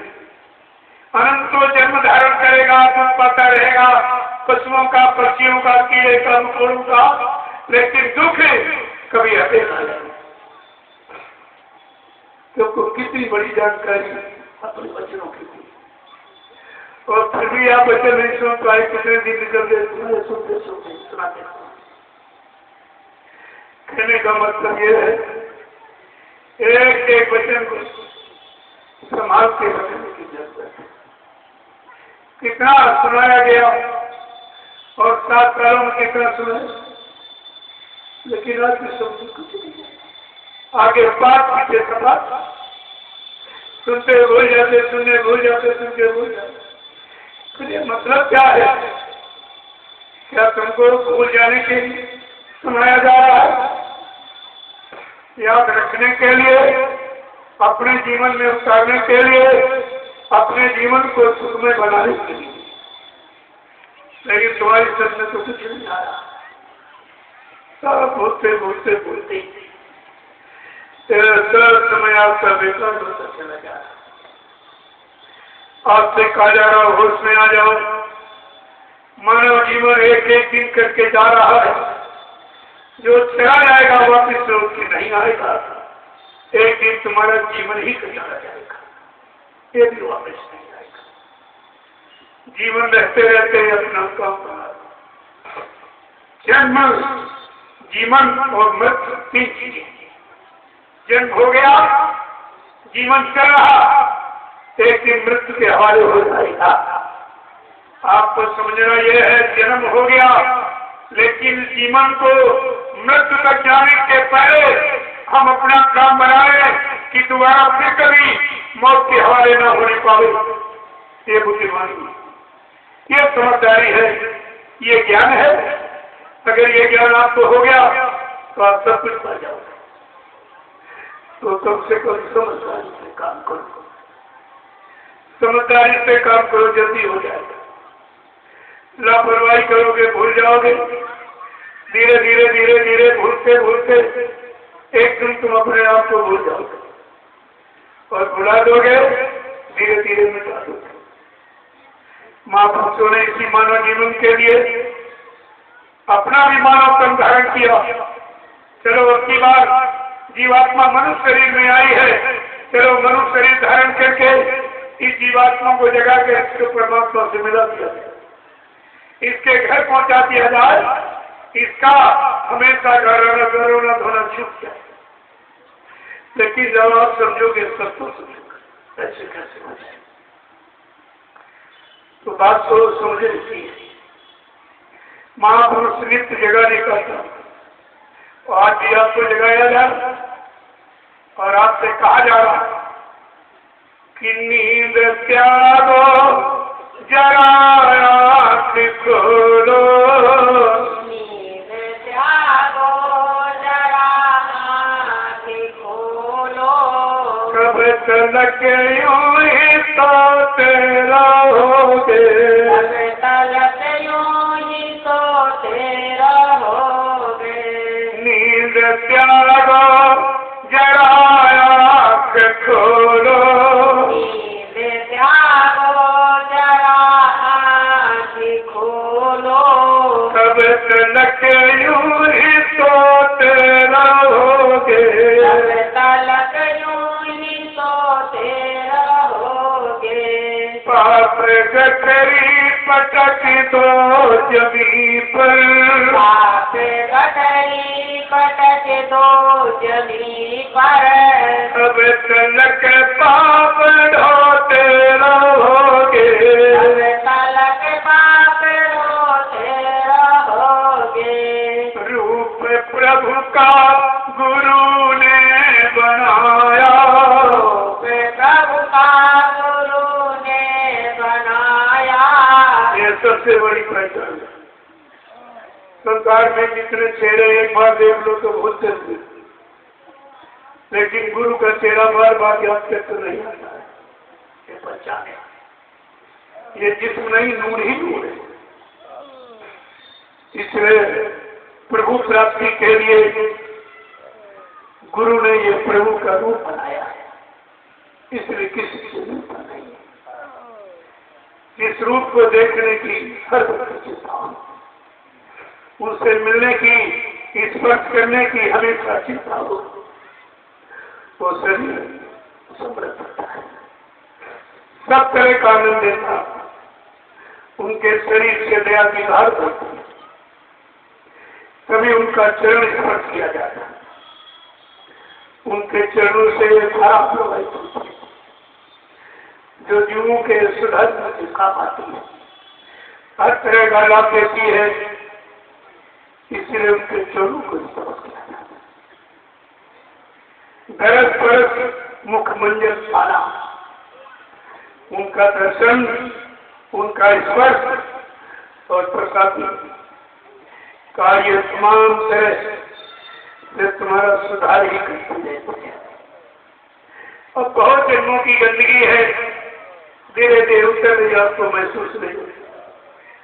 जैसे 40-30 किलो वजन आप लाते हो, अगर 1 किलो उतारते तो महसूस नहीं होता। अच्छे पाप कर्मों का पहाड़ लाते, भार का पहाड़ धीरे धीरे उतारा जा रहा है, लेकिन आपकी समझ नहीं आ रहा क्योंकि बोझा बहुत भारी है।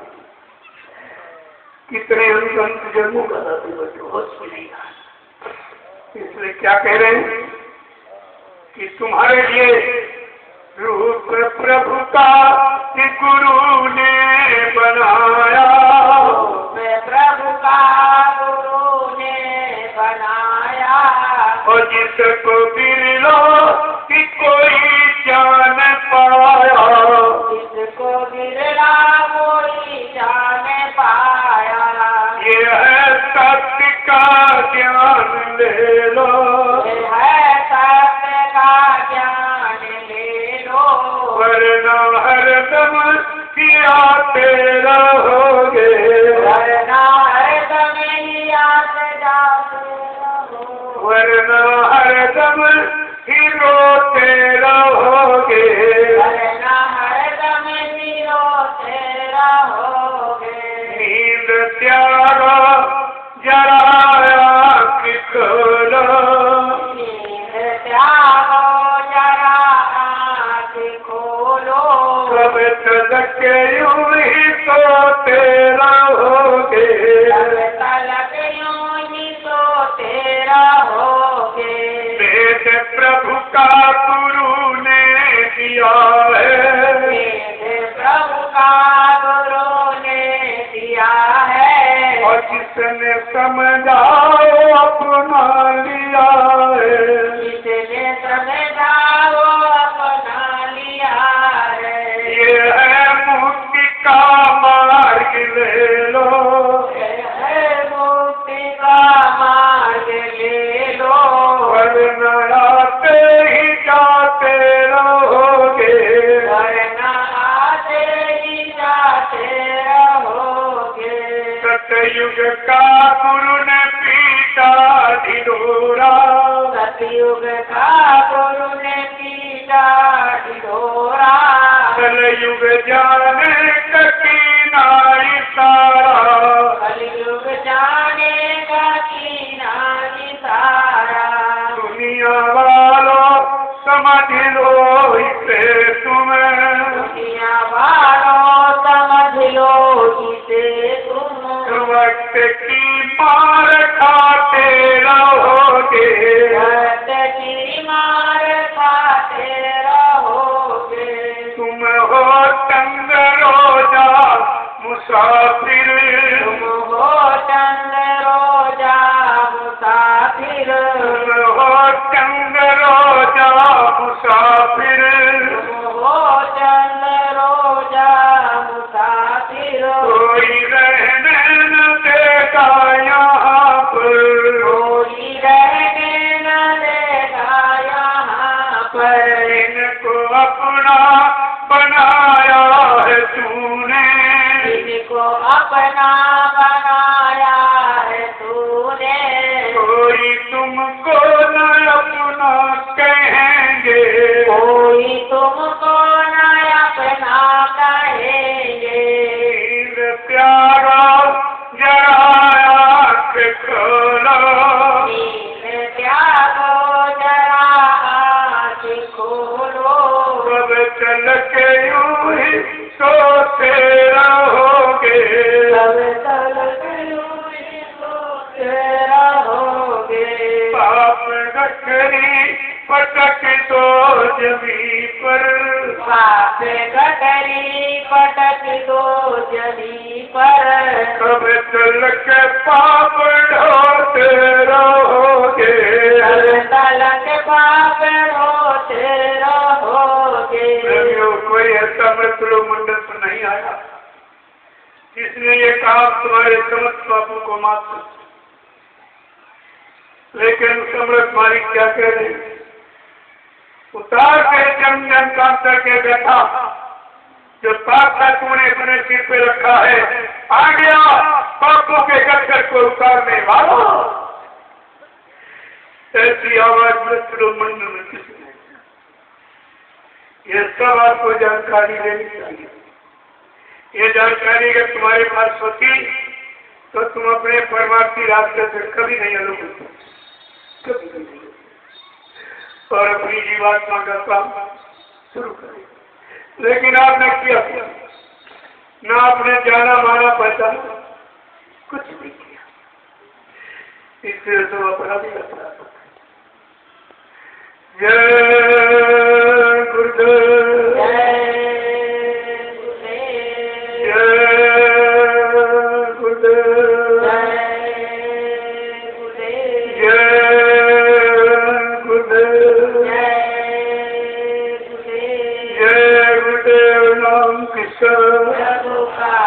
जय गुरुदेव नाम किसका, प्रभु का, प्रभु का प्यारा नाम। अब आप लोग खड़े हो जाओ, खड़े हो जाओ आप लोग, जो जहाँ बैठा वहीं खड़ा हो जाओ। पहले इशारा समझ लीजिए, अब आपको बैठने की जरूरत नहीं। मानव सत्कर्म के लिए, मानव सद्धर्म के लिए, सच्चे समाज के निर्माण के लिए नवयुग निर्माण की योजना भूमिका व्यवस्था के लिए माँ बहन बेटियों की इज्जत आबरू बचाने के लिए अब प्रेमियों खड़े होने की जरूरत है। अब एक बचने का सुने मिलता, अरे इशारा सुन दीजिए। जय गुरुदेव, जय गुरुदेव,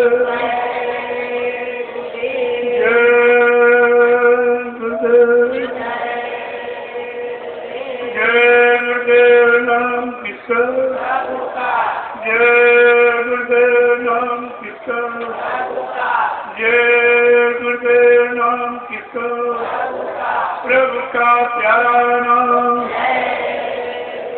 जोर से बोलो, सब मिल बोलो,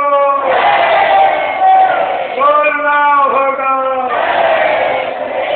अभी से बोलो,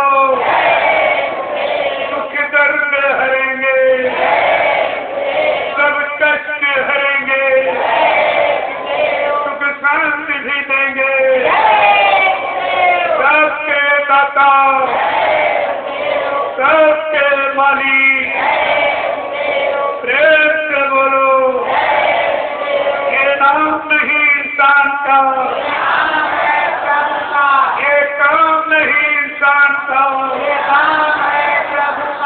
जय गुरुदेव। प्रेमियों, एक 3 दिवसीय आध्यात्मिक सत्संग समारोह, जन जागरण कलयुग जागरण सत्य पाया, उस अभियान का आज एक पहला है। तो मैं आपका लगा के दूसरा भी हो गया। कल भी आपने बहुत संदेशा जन जन के काम तक बगैर बोले पहुंचा, तुम्हारा अनुशासन, तुम्हारा सेवा करता प्रेम और ये तुम्हारी समस्या पैदल यात्रा चक्कर 2 वर्ष से 3 देवियों ने कभी घर से निकली नहीं, वो भी अपने सिर पर कलश रखा। ये छोटी मोटी चीज नहीं है।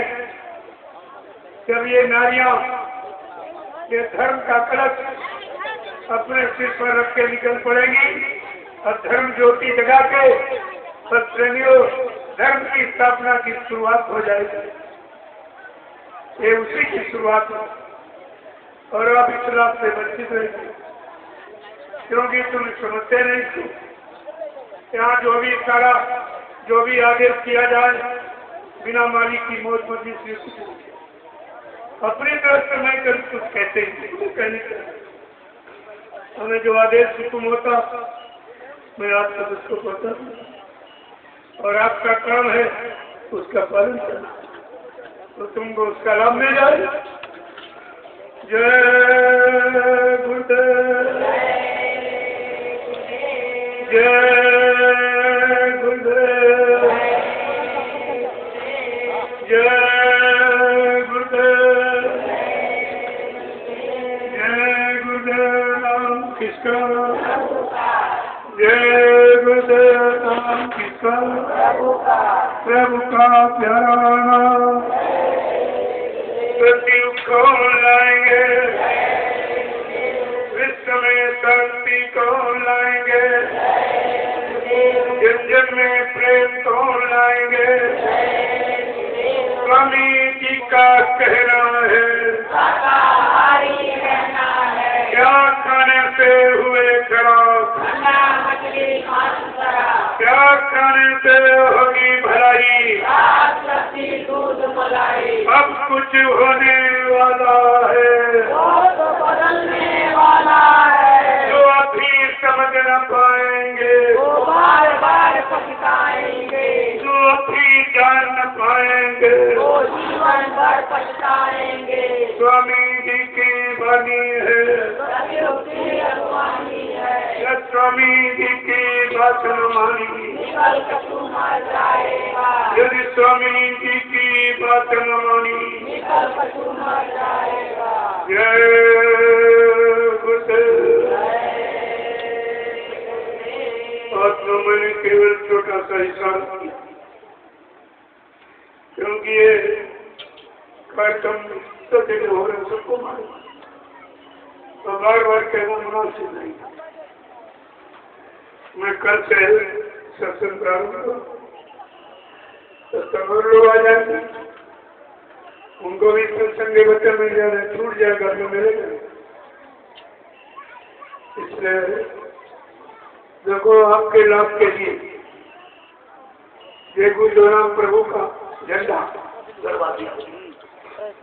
आप झंडे की परिक्रमा सुबह शाम दोनों वक्त जब परिक्रमा करने जाओ तो ये संकल्प लो कि आज से मैं पूर्ण शाकाहारी रहूंगा, अन्य शराब मांस मछली का प्रयोग नहीं करूंगा, दूसरे के धन स्त्री पति से दूर रहूंगा।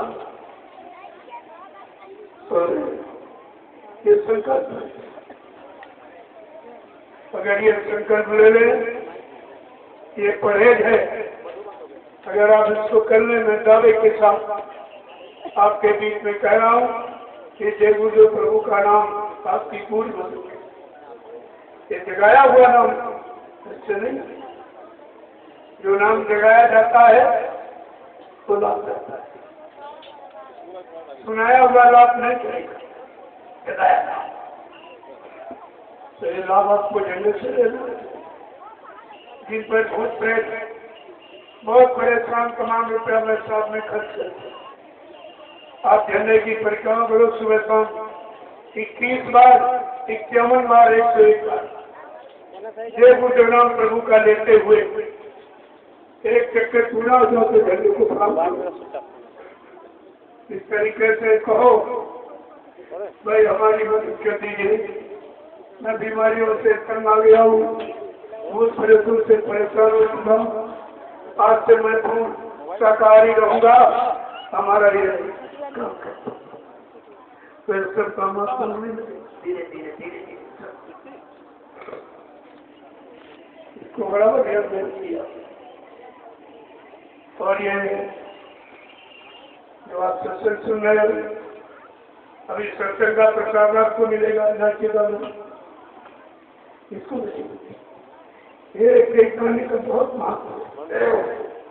कोई बीमारी कोई परेशानी घर से निकलो कि उस समय खराब है, भूत प्रेतों का बहुत जल्द हो रहे हैं, कितने जीव मारे काटे जा रहे हैं, अकाल मौत, ये सब भूत प्रेती होने लग जा रहे हैं। एक दिन आपको निकला मुझसे भूखे चलेंगे, निकलना मुश्किल हो। ये नाम आपके काम आएगा, प्रसाद का एक दाना खाओ और 10 बजे को नाम लेकर निकल। ये सब तुम्हारे लाभ की चीज है जो आपके साथ में बांधी जाए, और ये लाभ आपको कहीं नहीं मिलेगा, कोई नहीं मिल सकता। और बिना पैसे कोई आपको पैसा नहीं करेगा। ऐसा दरबार है, यहाँ से दिया जाता लिया दिया। मैं न कोई सेवा लेता हूँ, न अध्यक्ष मंत्री कोई बनाता हूँ, न वक्ता प्रवक्ता। ये कहता है सब लोग सेवादार बनो, भजनानंदी बनो, परिवर्तन सेवादारों से भजनानंदियों से होगा, अध्यक्ष मंत्रियों से, वक्ताओं से, नेताओं से। इस धार्मिक धरा पर परिवर्तन न कभी हुआ और न कभी होगा। इसे आप सब तुम्हारे सामने होकर गुजरेगा। जो आने वाला समय, आने पर मिलने वाला लाभ, वही आपको बताया जाए। अब न मानो, मानना मानो तो लाभ बनो।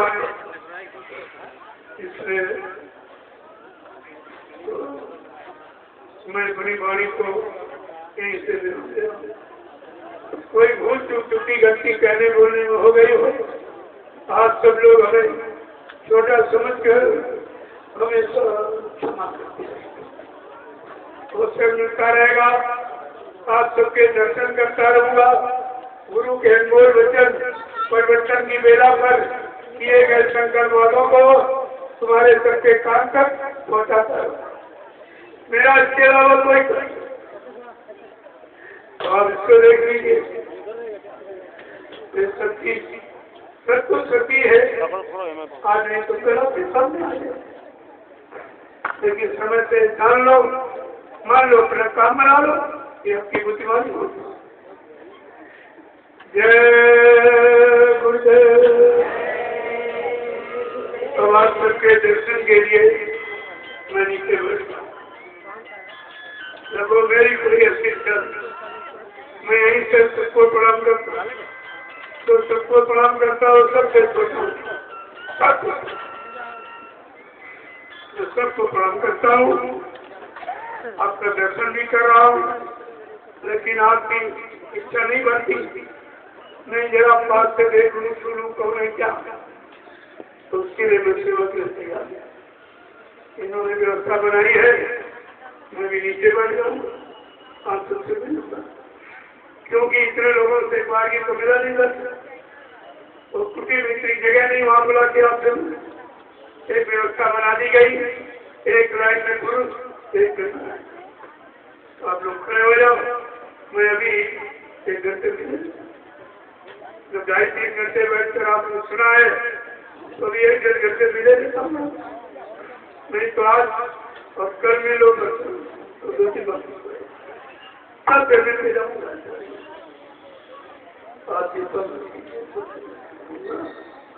सबकी बात सुनूंगा।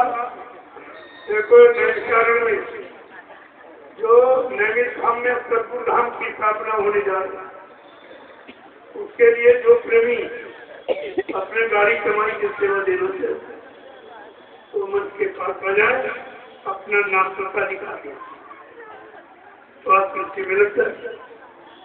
मुझको कुछ नहीं चाहिए, मैं क्या करूँगा, तो पहले ही बता दिया। अगर इसमें आप भागीदार बनना चाहते हैं कि जिससे कितने 1000 वर्षों से लोग आते जाते रहेंगे, सुमरन ध्यान भजन करते रहेंगे, परमात्मा लाभ पाते रहेंगे, सेवा करते रहेंगे, आपको घर बैठे लाभ मिल जाए, क्योंकि उस आश्रम के निर्माण में आपकी गाड़ी कमाई लगी हुई है। इसलिए सब प्रेमियों को मौका दिया।